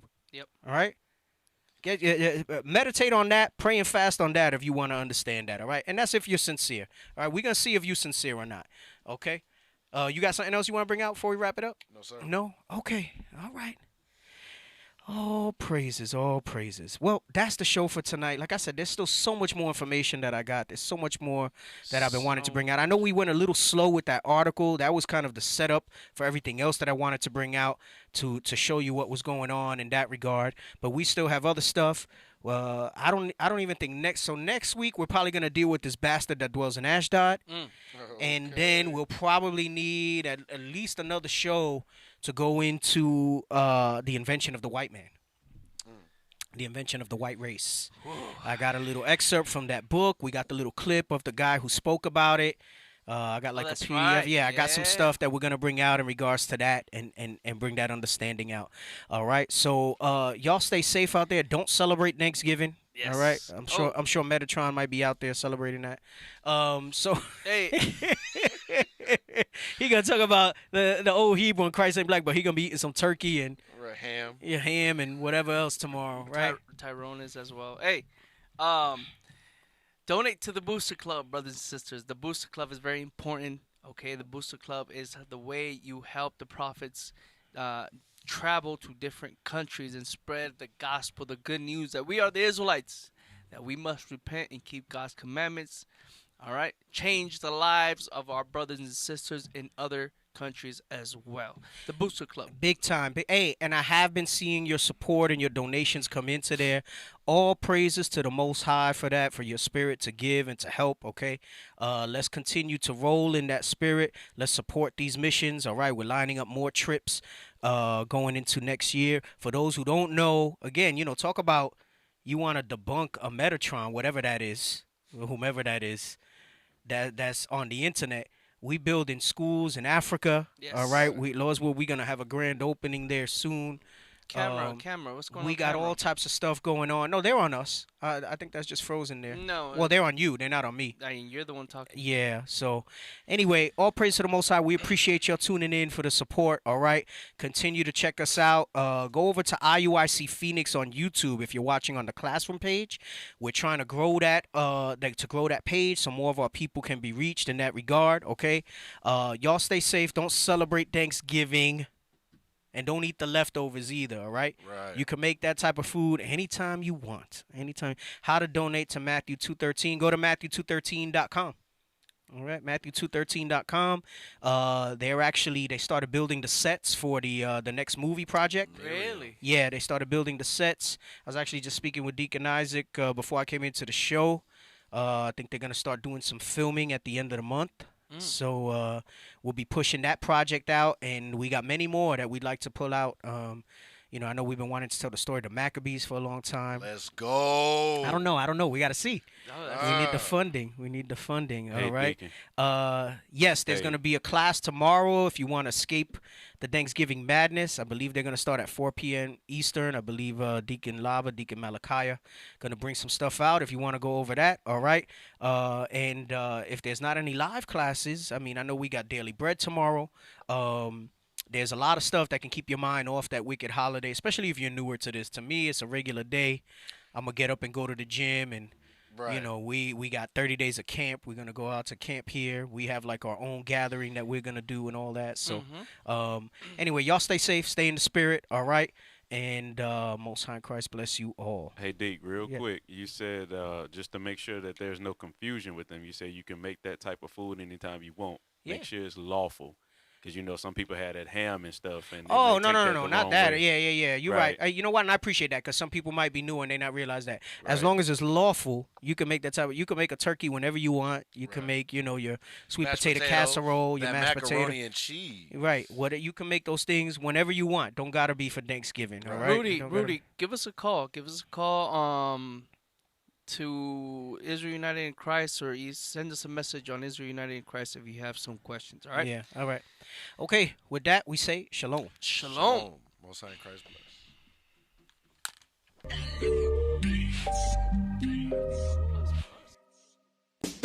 This for the Southern Kingdom, Kwam Yasharallah. Hey, one nation, one nation. This for the Northern Kingdom, Viva la Raza. We one nation, one nation. This for the Southern Kingdom, Kwam Yasharallah. Hey, one nation, one nation. This for the Northern Kingdom, Viva la Raza. We one nation, one nation. It wouldn't be Israel without Mexicans. Black love, brown pride, cause we next to kin. We ain't gotta tell Esau to let's be friends, cause we above all nations and we better than them. We the salt of the earth, ayy, ayy. And we been king since birth, ayy, ayy. We put the kingdom first, ayy, ayy. And they gon' get this work, ayy, ayy. We was chosen, not cause we the most of the people. Few in numbers, but we over the people. We gods of this earth, we ain't supposed to be equal. Stop playing, you emotional people. The good gotta triumph over the evil. So my foot's on the throat of the eagle. Their tongues will confess that we the people. Cause my nation ain't never been feeble. For the Southern Kingdom, Kwam Yasharallah. Hey, one nation, one nation. This for the Northern Kingdom, Viva la Raza. We one nation, one nation. This for the Southern Kingdom, Kwam Yasharallah. Hey, one nation, one nation. This for the Northern Kingdom, Viva la Raza. We one nation, one nation. I can't take one step without my brothers too. Vámonos muchachos, yeah, you know there's one for you. Me gusta arroz con pollo, tacos chilangos, sipping on cervezas with all mi hermanos. Judah and Ephraim, that's the two kingdoms. Now we one nation over these heathens. Royalty bloodline, we be the choice vine. Better repent for you run out of time. My father gave me salt and the light, yeah, yeah. We strong in the Lord and his might, yeah, yeah. Better be careful of fire. Change all your ways or you'll be his desire. Whoa, gotta stay away from Satan, changing my mind frame. Yeah, you know we dying daily, turning it up on a feast day. Put this on replay, no longer divided cause we all one nation. This for the Southern Kingdom, Kwam Yasharallah. Hey, one nation, one nation. This for the Northern Kingdom.